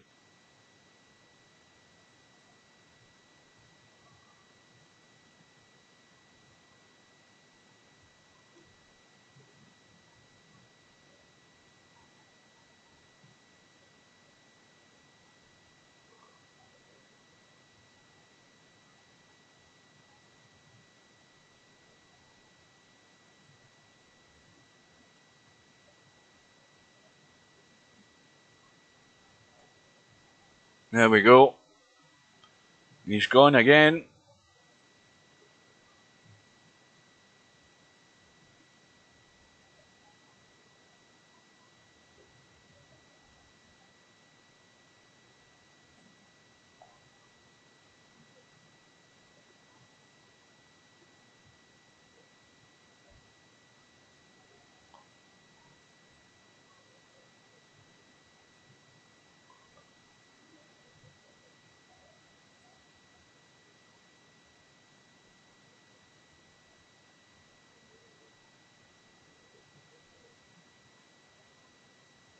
What's the time out in this tournament? Is it 10 minutes? I think it is.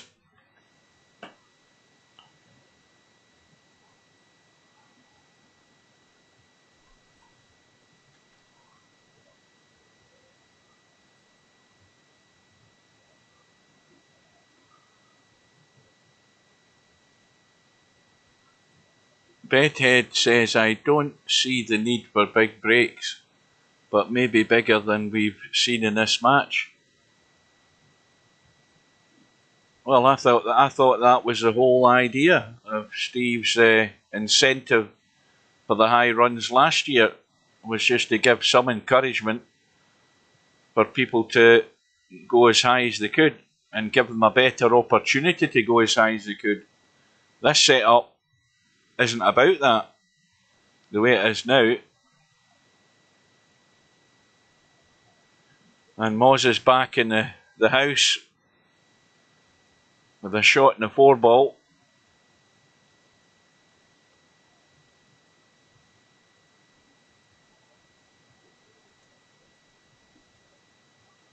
Well, let's put it this way. If there's to be, if VP4 is still here next year, then that's something that has to be cleared up straight away.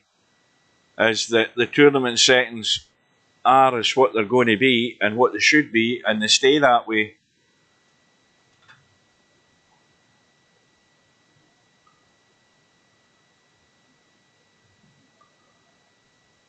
I had that game, championship pool. I can't remember. Did I have it in the PC? I think I did. I think I had it in the PC, because I try every pool game. I've tried them all pretty much, and I still come back to this thing. I don't know why.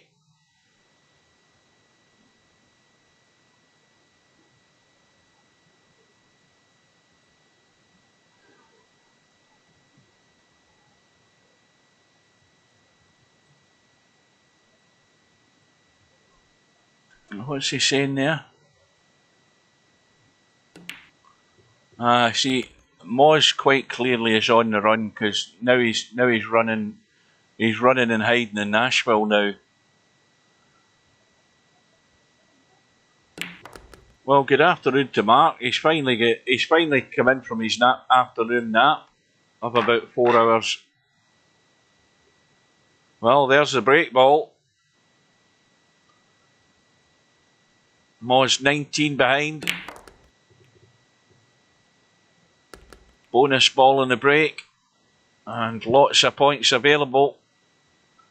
And he's 17 behind, and he's on 3 figures.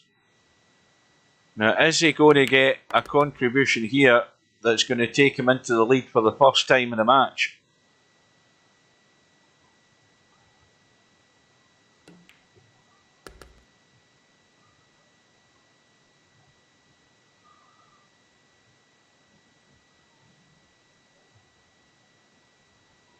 Oh dear, I've started yawning and it's not even 5 o'clock. The good thing is I'll be up to all hours of the night. Well, basically to about 10:30 tonight before I fall asleep in my chair. I've got all next week off to do absolutely bugger all. And that's a great feeling.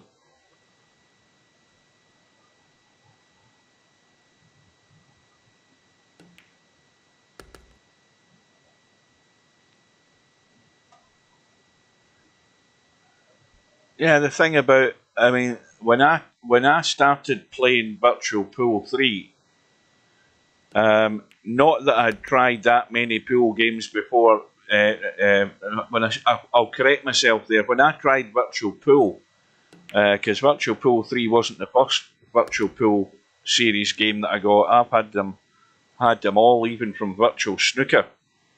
I've still got the disc for that somewhere lying around. It was the only game that I thought on computer worked a proper way. The way the way that anybody would want a game to work that involved billiards and snooker, where you use the mouse as your cue.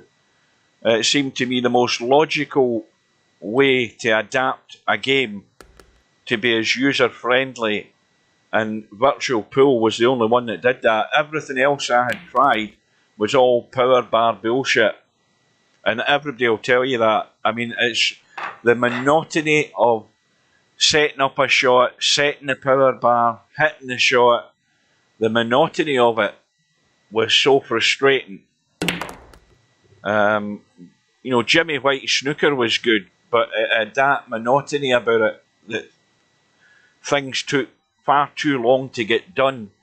In this game, it's not like that, which is why any other game that's come out in the market that's not mentioning names, Shooter's Pool and things like that, have all adapted the same principles, basically, that you use the mouse as a cue, and it makes the game far more enjoyable, because in the end it's down to your own skill and ability. This game is hardcore. No tracking lines, nothing like that online. You have to learn, and you have to be willing to learn to get reasonably good at this game, and that's why I still love it for that. And that's what's drawn me to it over the years, to get better and improve. Okay, it's taken 20 odd years, but I'm still improving and going downhill at the same time. Yeah, I had them all. Virtual Pool 2, and then shortly after that, Virtual Pool Hall.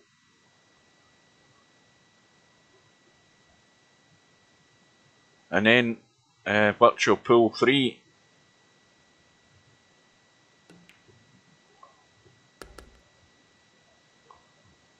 Well, the bad news for HAZAD is that his run goes to 28, and Moz jumps into the lead.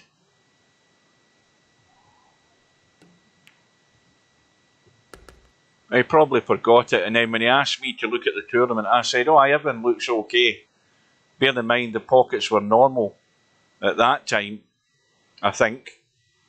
Or whenever he changed them, I don't know, but as far as I seen, the pocket settings were fine. I never noticed there wasn't a shot clock. Yeah, Steve Davis was on the box of Virtual Snooker, I think, with Ronnie O'Sullivan. I think the two of them are on it.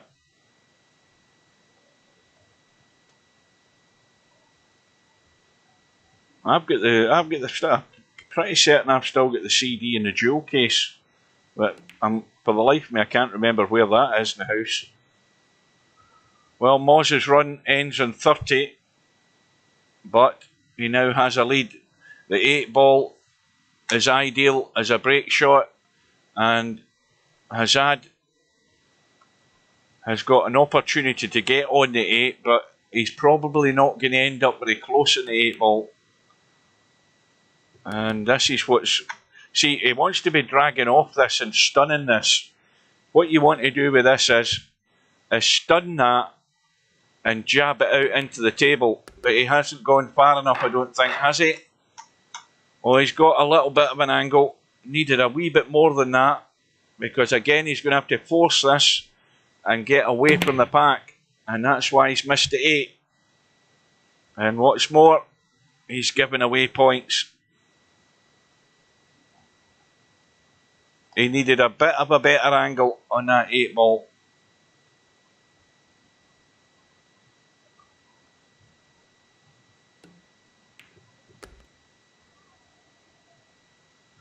Well, I think, and this is my suggestion. I think the next tournament should be blackball, because I don't think we've had one of them for a long, long time, let alone a championship. And this tournament started a year ago in November, if my memory serves me correctly. It actually started in 2020, and it ended up finishing in 2021. So this tournament is overdue, but I think we can't wait until this is over and just get it finished with and done with.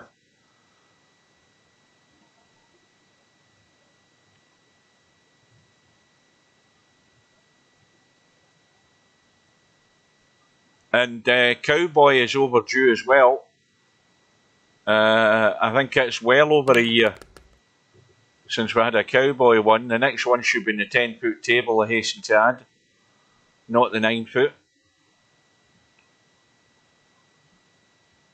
And the thing is, if we have a snooker one next, I wonder if what's his name will come out the woodwork, turn up, beat everybody out of sight, and then disappear again.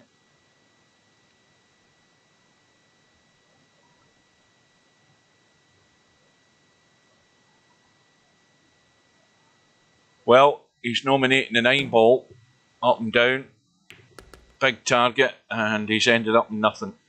Barker's 155, that's the name. I think he's been in the lobby like once or twice at the maximum since he won that thing, and he's never been near the place since.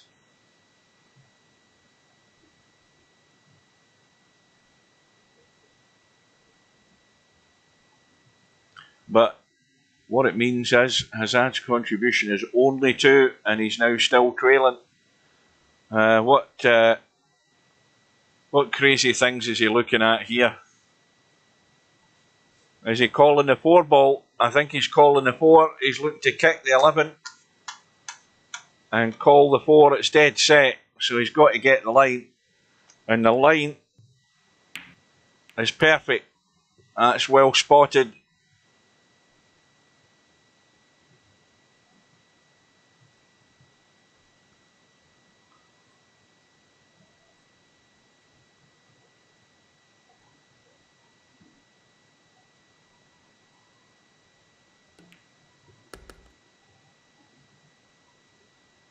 But again, it's just one example of keeping your wits about you and looking at alternatives before you commit. I mean, he had no choice there.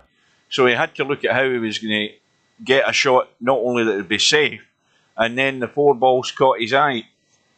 So you've always got to either study the pack, look at anything that's set, and then make a decision. Don't move and then regret it. And then do that. And the commentator's curse is struck again.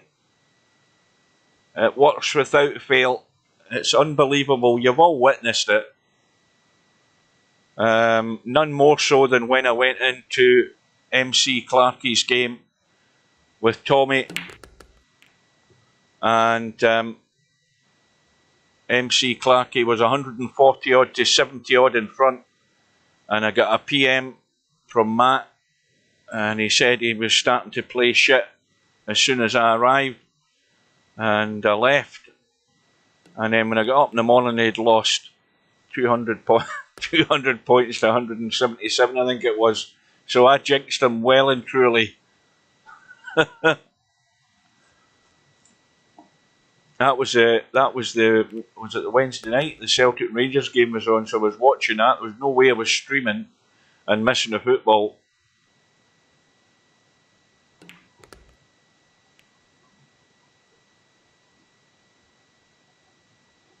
Meanwhile, HAZAD's good shot to get out of a problem, and then that miss. So far it's only cost him 4 points. And the break ball is still there.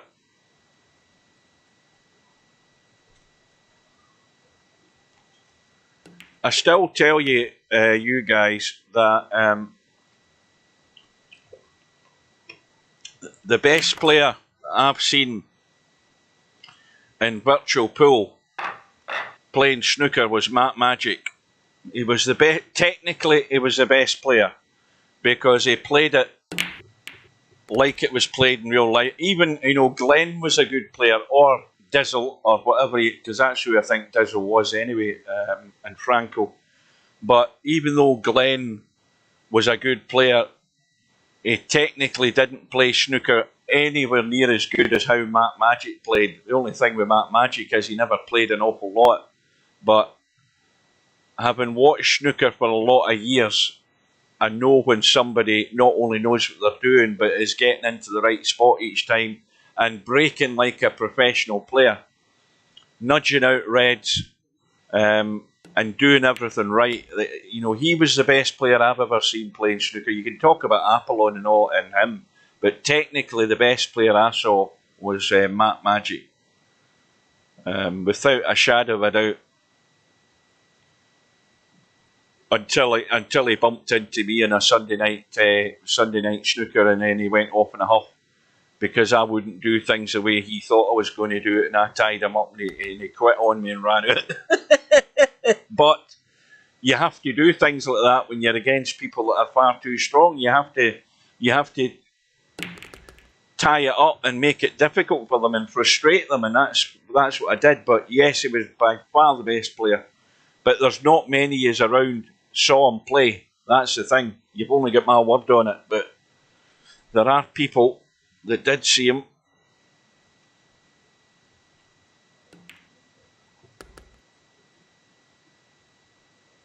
And of course, one of the other very good players, who most of you haven't seen, is Les Duffy, who is... Jesus, I've forgotten his bloody virtual pool name again. Somebody come up. Cobra will say what his name was. I've forgotten. Or Mark.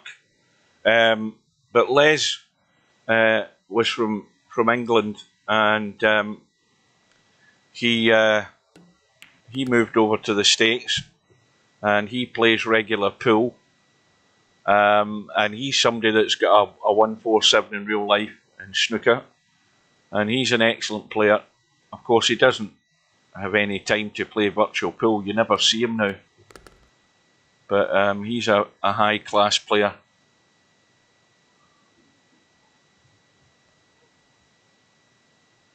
But once again, HAZAD, with 7 points on the board at this visit, is only back to within 2 points, and the points are all available for him. Now, how is he set for a break ball? Well, the 3 ball isn't good. That's not great where that's sitting right in the corner of the pack. It's a pretty narrow margin to get a great hit in the pack there, but sometimes you have to make do with what you've got. But it's going to go right now.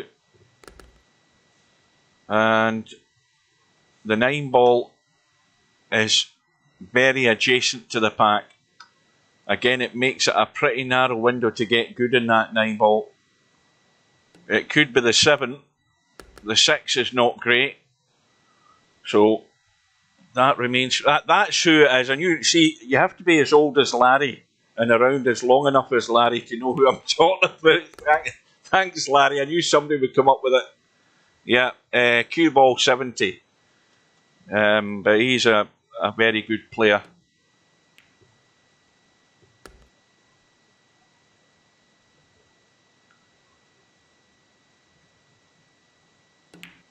Well, he's going for the 9 ball, but he has to get good, and I think he's going to end up bolt straight.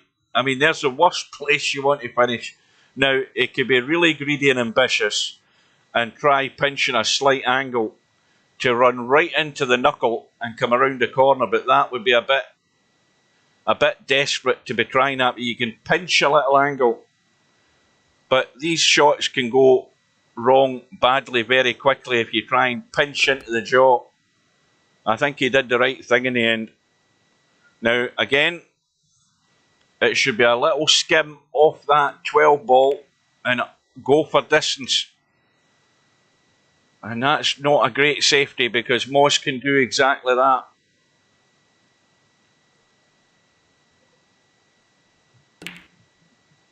Well, Moses took the bait to go for the 8 ball when he should have really been running for cover there. Yeah, I mean, that was the problem with that 9 ball. When the 9 ball's sitting right in the point of the pack, near the head of the pack, you've got to play a really good positional shot to get good on that 9 ball. And that was always going to be a tall order to get there, and he ends up bolt straight. So that's going to be a miscall because he didn't call a safety.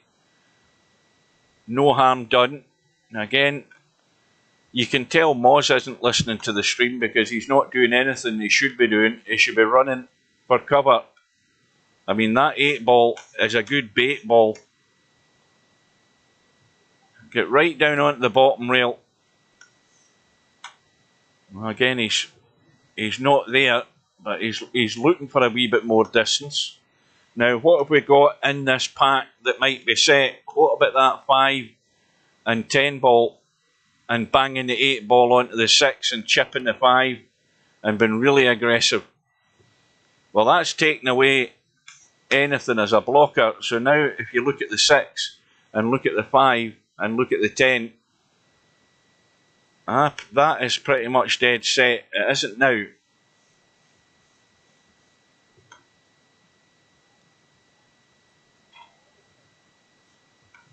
Once again, now that he's nudged those balls, you come up and you have a quick look at anything before you play a shot.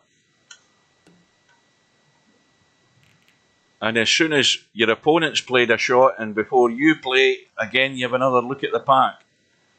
Don't commit yourself before you've had a look. It's a habit you have to get into, especially in these little safety exchanges. When did HAZAD type that? 1909. Right, so HAZAD's maybe away at the bathroom.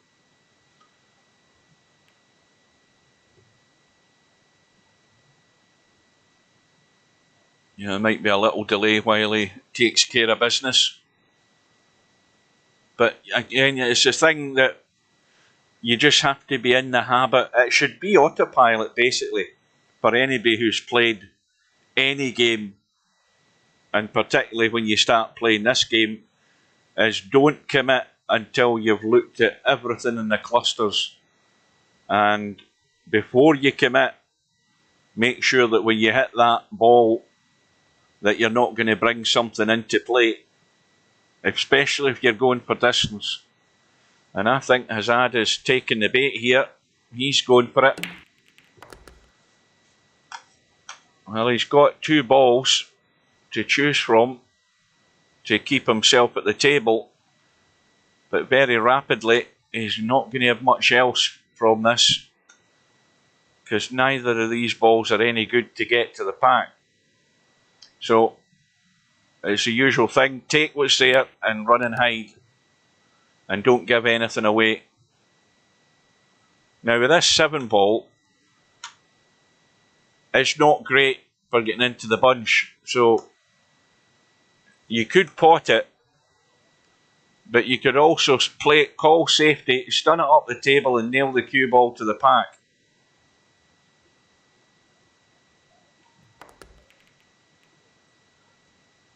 See, now he's potted it, he's got to find a safety, and he's got to do it at distance, which could be a problem. Now doing that shot and Moz coming to the table, HAZAD is sacrificing the table to Moz to eventually nail this cue ball to the rail top end.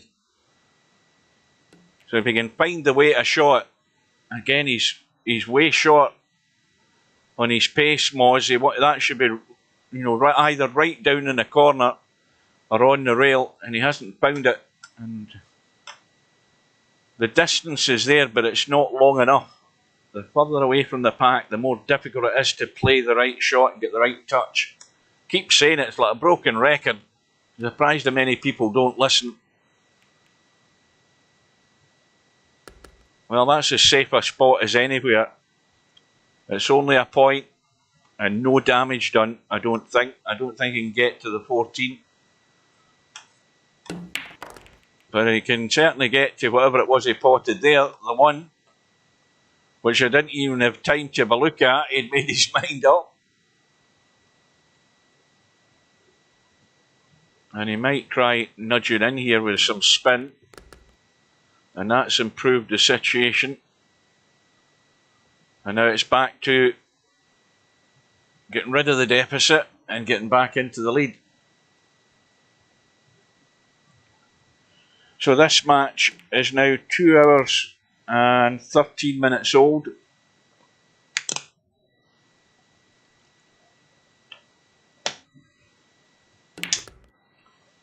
And we're still 51 points away from the finishing line. Moz slightly more at the moment, but maybe not for much longer.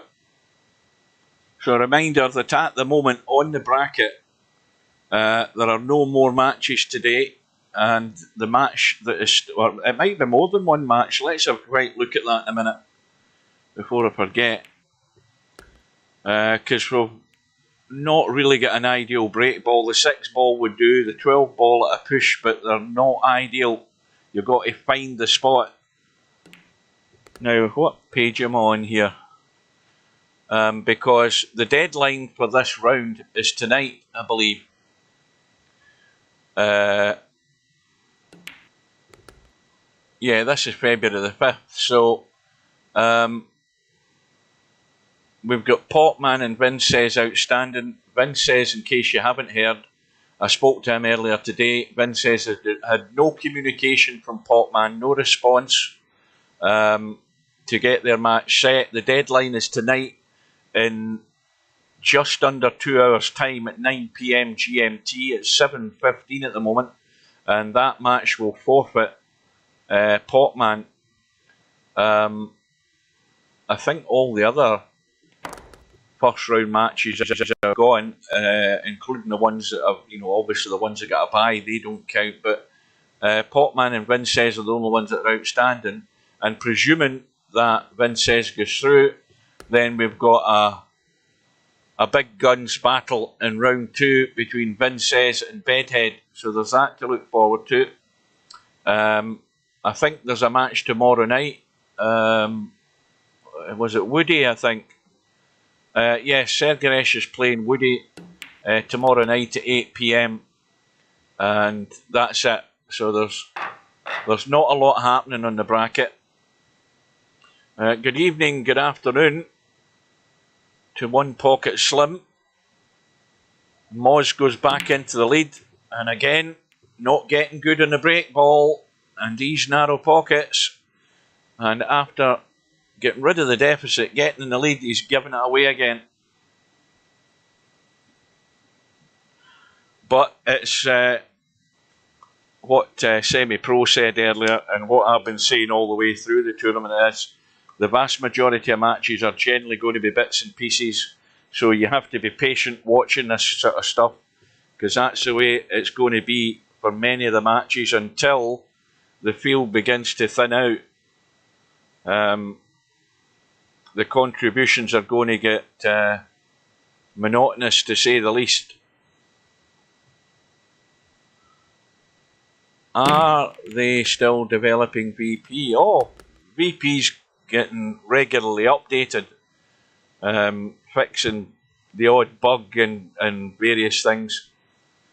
If you don't know, super admin, when you see super admin in the lobby in the red text, that is the game developer. That's the man who invented the game, wrote the game.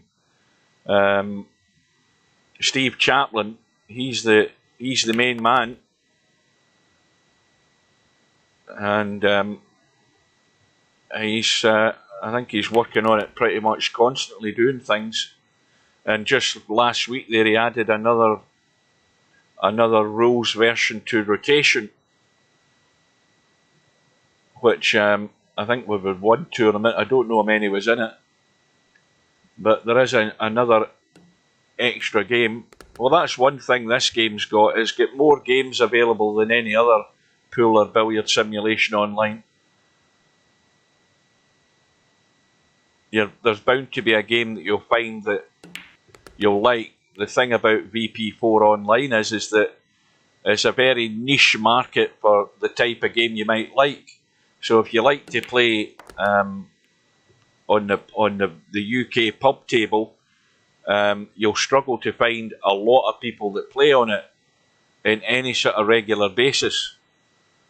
If you like to play snooker, there are people that will play snooker. And a lot of people tend to stick with that. If you want to get up at 6 o'clock in the morning on a Wednesday or a Thursday, UK time, then you might get a game of doubles with myself and some of the other guys that play Cowboy in the morning. You know something, I think I've said this, I think I played rotation in VP once, and I don't think it was VP4. I think it was VP3, and then I never went back to it. And I think I just done that to check out the games.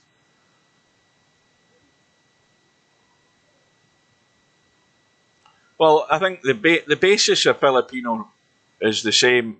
You know, you pot the balls in numerical order.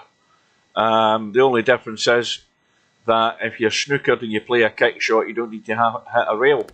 And then there's another couple of rules as well about ball in hand in the kitchen and a ball getting respotted and stuff like that. But I would pay more attention to it if I was interested in playing it. But it tells you in the support page under the rules for rotation, you can look at the Filipino amendments to the rules. It will tell you all the details on there. Meanwhile, Moz is now opening up the gap again and has a break ball. Again, it's a tough one. Got to play it with a certain amount of power so he doesn't lock the cue ball, and he's got to pot the two. And again, he's stunning him into these pockets. He's not learned because he's played more than one like that, and if you don't get them clean, they ain't going. And HAZAD could be aggressive here.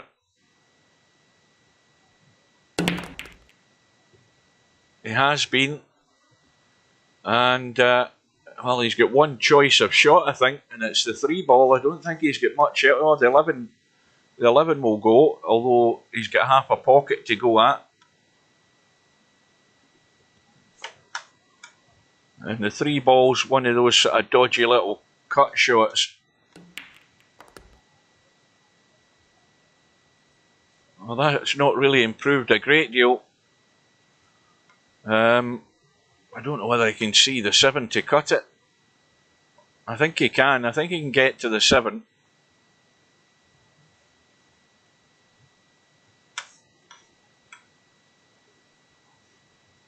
He's looking at the 8. Oh, Cowboy's a good game.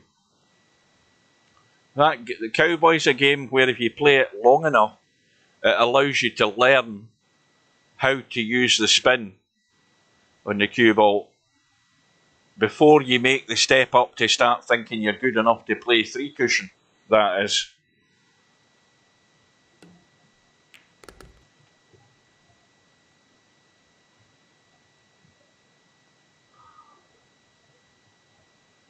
Cowboy's a game you would enjoy.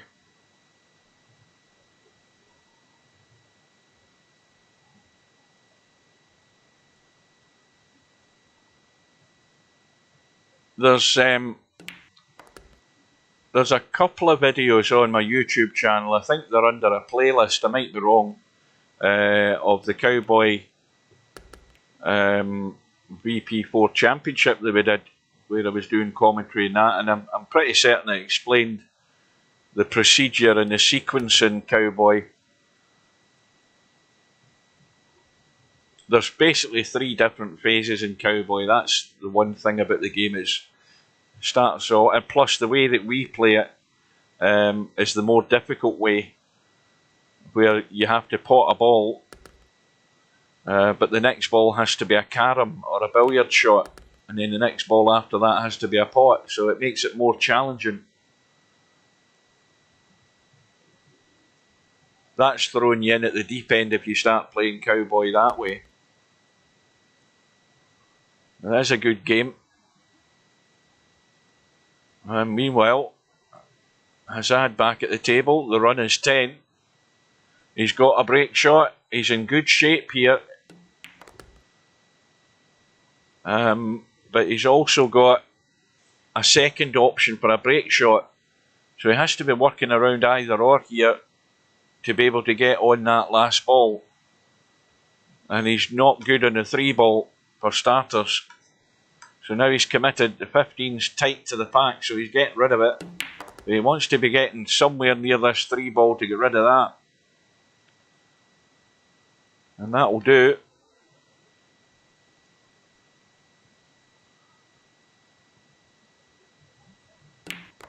Aye, but Cobra, the one thing I would say about you is that unlike some of the guys I see when they're playing Cowboy, and I play with a lot of them in the mornings, you know, you've got enough sense to know that when the angle's there, you use the angle rather than trying to use spin to get to the ball if you're playing a carom. There's guys putting spin and draw on balls to try and go a couple of rails to or a rail to hit a ball when the angle's already there in the first place. And they don't think about how thin or thick you hit the first ball before you go to the rail. You know, they're doing obvious mistakes.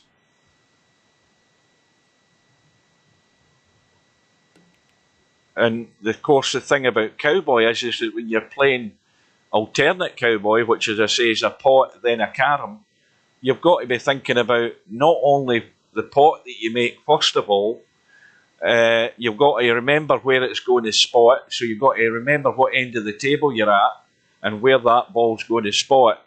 And while you're doing that, you've also then got to think about where to put the cue ball to make the next carom shot a lot easier. And that's the challenge in the game. And it's a good way for controlling your pace of shots and learning the best line to get to that next shot. And it's one thing about it is it's everything about it is a thing that you can bring to every other game. Whether you want to move on to play 1 cushion or 3 cushion billiards, and I mean that's I know my limitations, so I stay well away from that.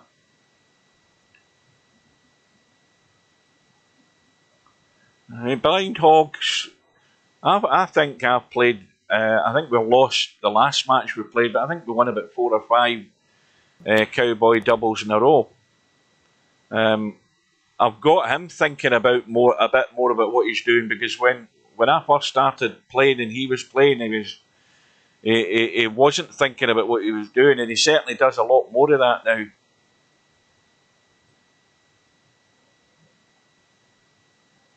So HAZAD is back in the lead. It's anybody's match, this one.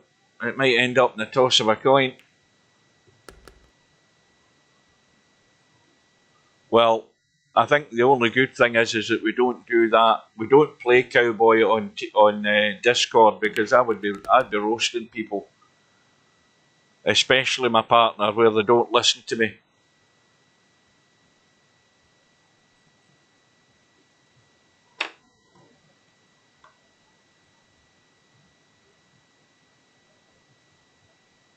You're barely trying to type something out, and then the next thing, bloody, he's played the shot.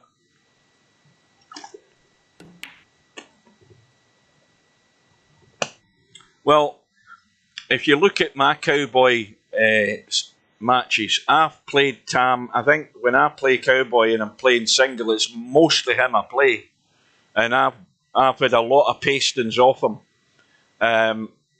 But the one thing I've made sure I'm doing is that I'm not bottom feeding, looking for easy points, because if you're going to get better at any game, there's no point in getting the self-gratification and getting in and playing some poor person that's not got much more clue than you, and then you're winning more of those matches. That's not the way you're ever going to improve. You're going to have to throw yourself in at the deep end and learn the hard way, as I did in VP3, and get some pastings. Because then you suddenly work out in your head, oh listen, if I keep doing the same stupid things, I'm going to keep losing. So I need to stop doing those stupid things and watch and learn. And I've played Tam at 4-ball caroms, get pasted at that.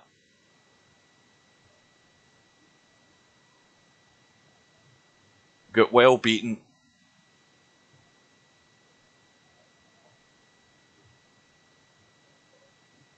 But then I've had my fair shares. I've beaten 5 times in a row. You know, you get matches like that where you hit a little streak. But he's beaten me far more times than I've beaten him. But my stats against him are not that bad, I don't think. I think my percentages are not that bad. Although the win and loss ratio is not that good. Well, this could develop into an important visit if he can get to the next rack, because he's just building up that little lead, which it might not look much, but it's vital, because if you can start to generate a little bit more of that lead, as and when Moz comes back to the table, he might start getting in the habit of taking a bit more of a risk again. And that'll play into HAZAD's hands. Well, there's another name I've never seen. Franz Ferdi. Good afternoon, whoever you are. All these quiet people suddenly typing something now and again.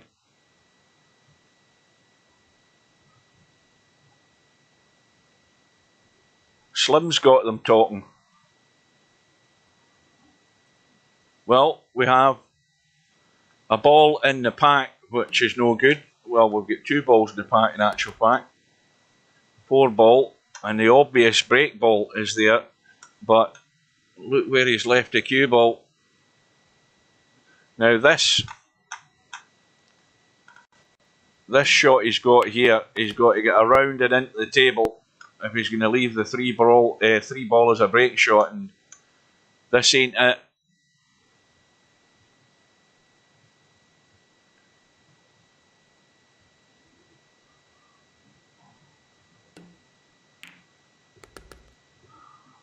You have people skills.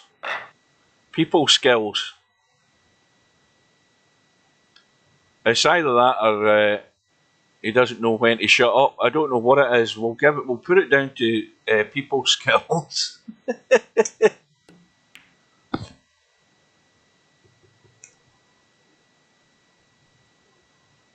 Well, HAZAD went for the pot, and again, this is absolutely no good to get to the pack. He's going to have to steal the rail and the ball and try and spin it and get a hit one way or another. He's played it well. That was excellently played. Again, that's where you have to use your imagination to create the angle by using the rail, getting a hit in the 4 and getting that cue ball running. And he played it spot on.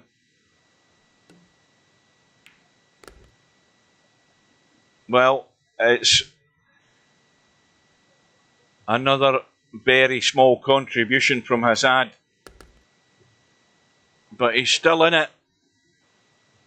But it's getting down to squeaky bum time, and we all know what can happen when we get to that stage. We've seen the best of them in here do silly things.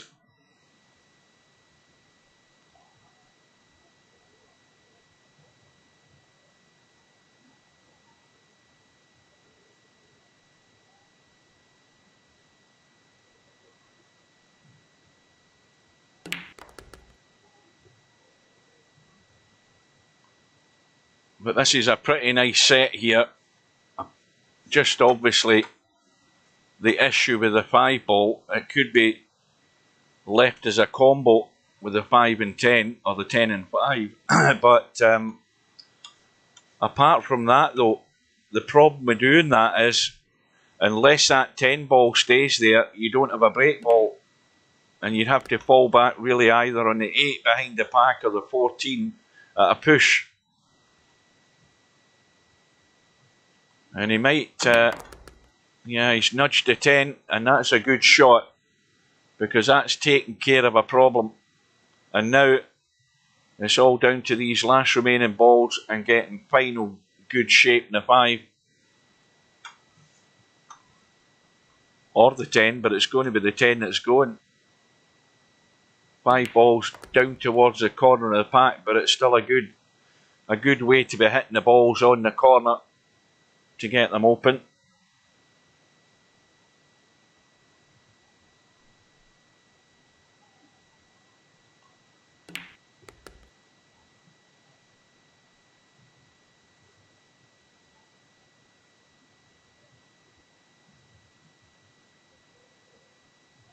So we have a tied ball game, 168 all. The run is 10. And the 5 balls waiting for the hit. Now the angler has no 3, he can get up for the 10 and get rid of it. He looks as if he's running to the side, really. He doesn't want to run into the 14 if he's going that direction. Not if he can help it. He's avoided running into it. But he can also now get rid, and I'm calling it the 10 ball, it's a 12 ball. He can get rid of the 12. Now, is he going to use the 12 to get to the 5? I don't think he's got much option now, and this is not great. And it's all vital about getting good on that second last ball to make it a lot easier to get to the 5. And he's just going to have to drag this in, kill the pace off the cue ball. And he's gone too straight again. Way too straight. But he's broke a ball out. But where's the cue ball going? I think he's okay. So his problem now is, where's the next ball after the 2? And the answer to that is, there ain't one unless he drops right down onto the bottom rail. He's trying to create something out of nothing.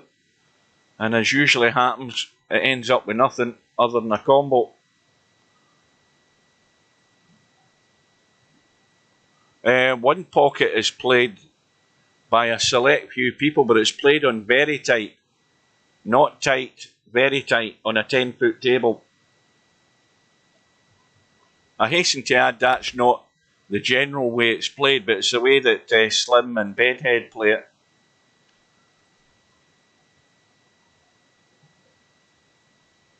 Oh, I thought you were talking about one pocket. I don't know why one pocket came into my head.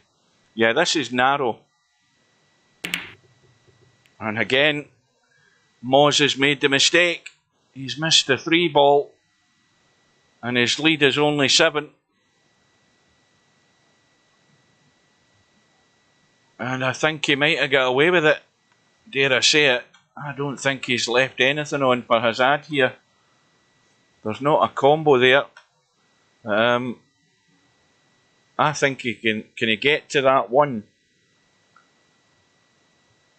I think that's a bit too tight. And I think he's got absolutely nothing than a very dodgy cut in the 13. He could take a line to call the 3 ball and try and drop it in, kicking it. I think that's what he's thinking about.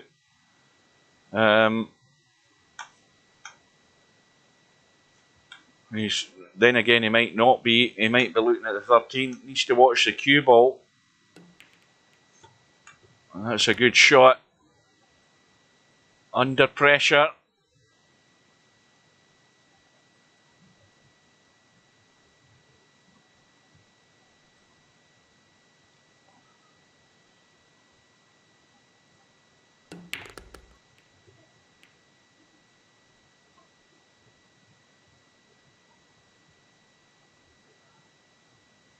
Well, he's running out of options here very rapidly. I mean, the shot he would have played if that 1 ball wasn't there would be the 6 ball. I mean, it's a dodgy cutback in these narrow pockets, but it would be the shot that would get him into the pack. But the 1 ball's the problem. And playing the 6 ball now, he's going to push the 1 ball towards the bunch, and he's to hit this really, and in fact he's missed a 6 anyway. And I suppose the outcome is actually not too bad, because he hasn't done any damage. He's left a couple of balls on, and Moz is going forward, trying to run around the angles here, I think, and get into them, get some sort of little nudge or hit, bring something out, improve the situation is the object of this exercise. Nope. He's just taking what he's got, but he's going to have to be careful with the safety, because any nudge in these balls is going to bring something out. And now he's getting over ambitious again. He's going for the big heave-ho draw, and that was a noob shot by Moz right there, if ever you're going to see one.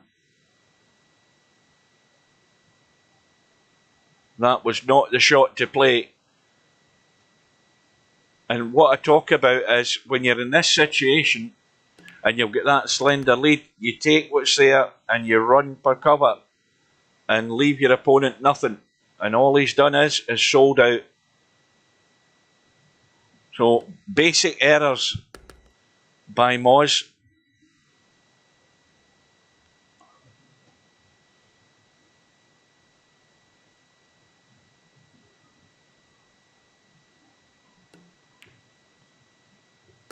I mean, it's all very well having an all-out attack attitude, but it doesn't generally get you success at the end of the day.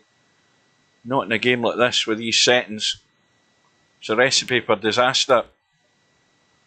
Now, break ball, obviously the 14's no good, it's in the pack. 2 ball right at the corner, so once again, it's a critical shot where you have to get really good on the 2, and he's in no shape now at all.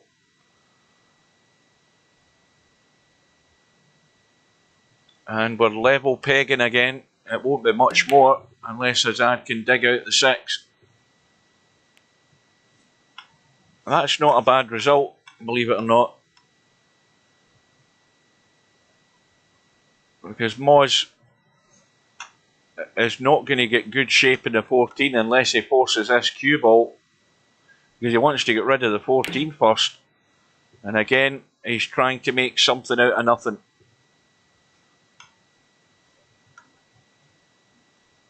And now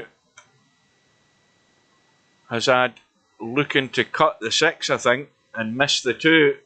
He's having a look at that as an option, I think. Doesn't want to be playing the 2 if he can help it.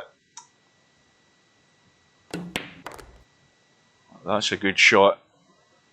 Needs to slow up though. And if he's going to cut the 14 to the side, he's going to have to avoid the 2, and now he's plunged and decided he had to take the 2. 6 goes up the table, and now it's about running around the angles. Now if you go too tight into the corner, you're going to completely miss the pack like that. And again, he should have been aware of that. And when you're aware of that, you take the necessary procedures to get the cue ball to go in a different line by using spin the correct way to change the angle.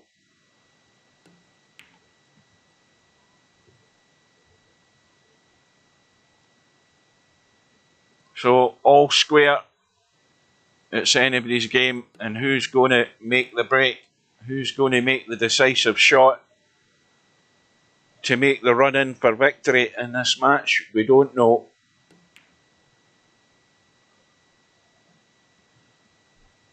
Now, again, with all these little nudges, let's have a quick look at the pack just in case. There's nothing doing at the moment.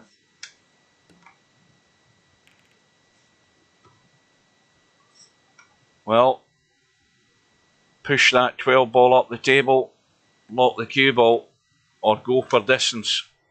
And this time Moz is trying. He's never found that rail once yet, Moz. Never found it.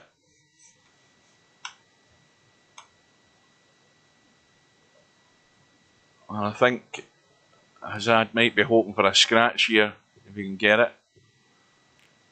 That'll do though, but once again Moz has another chance to practice taking a cigarette paper's edge off that 10, running to the rail and getting right down on this bottom rail. I don't know why he's not playing. Why are people not seeing that shot? I don't know. I don't know what they're thinking. And what about that 9 and 14? Well, that's brought the 14 into play, although the double kiss has killed it dead.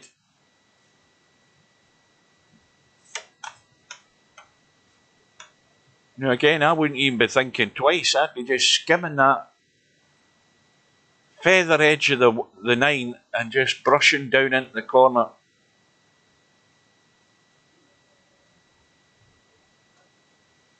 I say the feather edge that you get has to be really thin so that you don't combo and kick a ball out. But you've got to be brave enough to play them. It's the move. It's the more aggressive move to force your opponent into having to get a good hit in his next shot.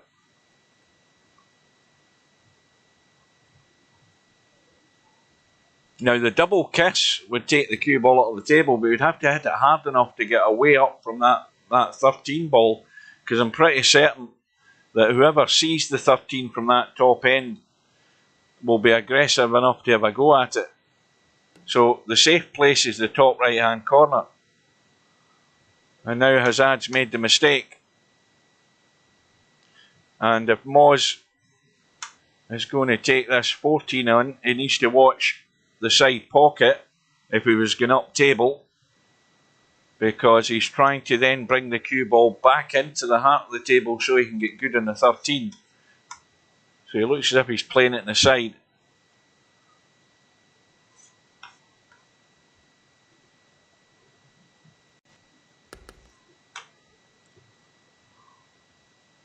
And once again, that is a bit straight.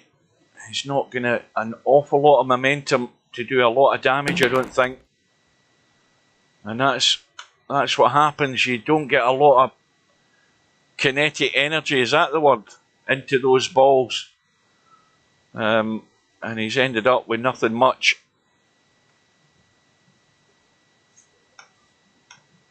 Don't think there's anything doing in the pack though, but the failure to get the angle on a critical ball is what's the undoing of steadily running a decent amount of balls each time. I think he's landed plumb in the 4. Well, no, he's got an angle. I think the 3 ball has just done him a favour there, pushing the cue ball into play. 5 and 8 locked up, but enough balls to choose from to try and improve the situation. Well, it's only 19 away now, and suddenly 200 doesn't look quite so far as it did maybe an hour ago, if you're in Moz's shoes.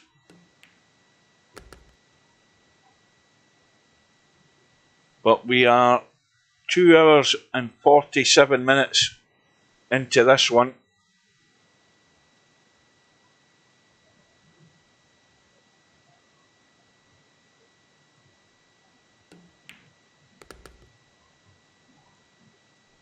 Now,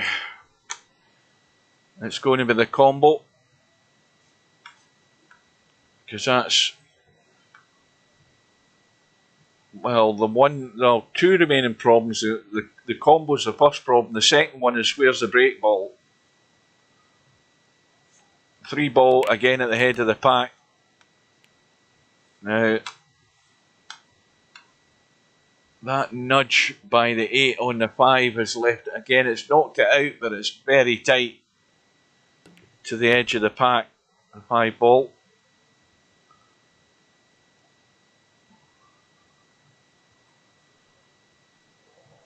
Well, assuming that HAZAD gets back to the table, It's going to be his most important visit of the match if he has a shot of any description.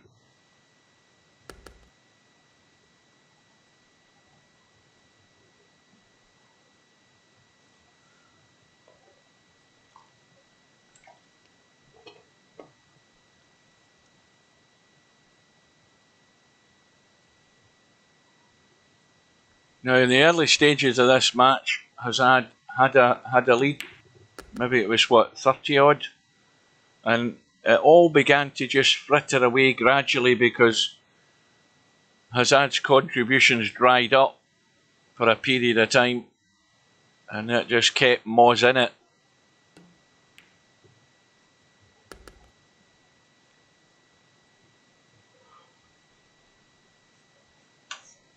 Once again, it's a critical shot because the cue balls again having to move around the angles and get into the table. So it's about finding that touch. And this time he's overdone it by quite a margin. You don't want to be there. You want to be there like that.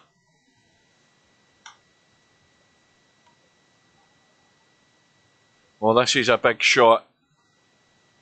11 away from victory. And he's played that well. That was controlled. A brave one. And so Moz has made his move to finish this off. Because there's enough balls on the table to get it done. He's just locked a couple of them up, although the 15 will go. 13. 13 goes clean.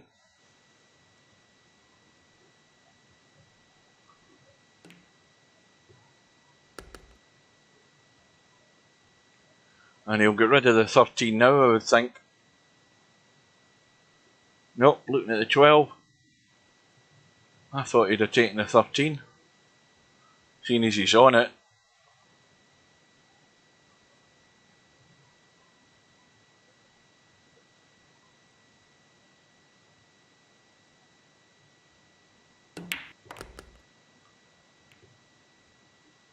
Well, he's broke the 13 and the 15. And he's finished in not a too healthy a spot, although he is on the 15, so that'll bail him out.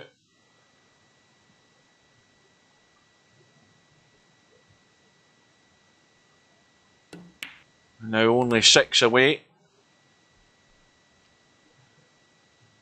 Well, let's put it this way. The high run stats, once they're updated after this match, are not going to be impacted a great deal from the contributions from both of these players. But they will show up in the stats. We'll have a look at them in a minute. And Moz is 5 away.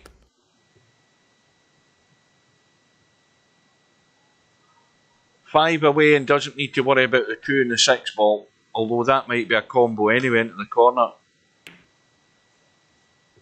Then again, it might not be. I think it's going to the rail, but no worries. The 1 and the 14 will do, or the 7. 2 away.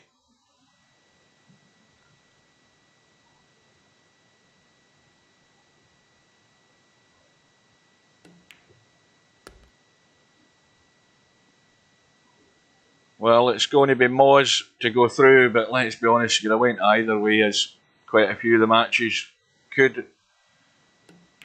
But HAZAD, had he taken those opportunities that he had, and towards the middle of the match, it might have been a different story. But Moz win ends with a run of 24, and he beats HAZAD by 200 points to 178. Let's have a quick look at the bracket, not the bracket, the stats. And we'll go to the longest run. and you can see there Mr. Fox at the top. But the one I mentioned earlier was Bedhead. Bedhead, his high run in the tournament, 56, which he had in that match against Mr. Fox. But if you look at the average run, Bedhead's got the best average run, so his contributions overall have been the best so far in the tournament in that one match. I don't think there's a lot else to be seen in the stats other than that. Points per turn. Acero's played one match. His average points is 8. And Bedhead's average is 7.2. Stubbs is 7.7, surprisingly, with a high run of 32. So that is it, folks. As I say, unless Popman turns up out of the blue, and I would imagine Vinces gets out his bed, that match is going to forfeit. And so Bedhead will have his next opponent in about an hour's time. So thanks all for watching, ladies and gents. I'll bid you good night, good evening, take care, and remember, I'm off all next week, so I may well have another match or two in the meantime. Until we meet again, take care, stay safe, and we'll see you again soon.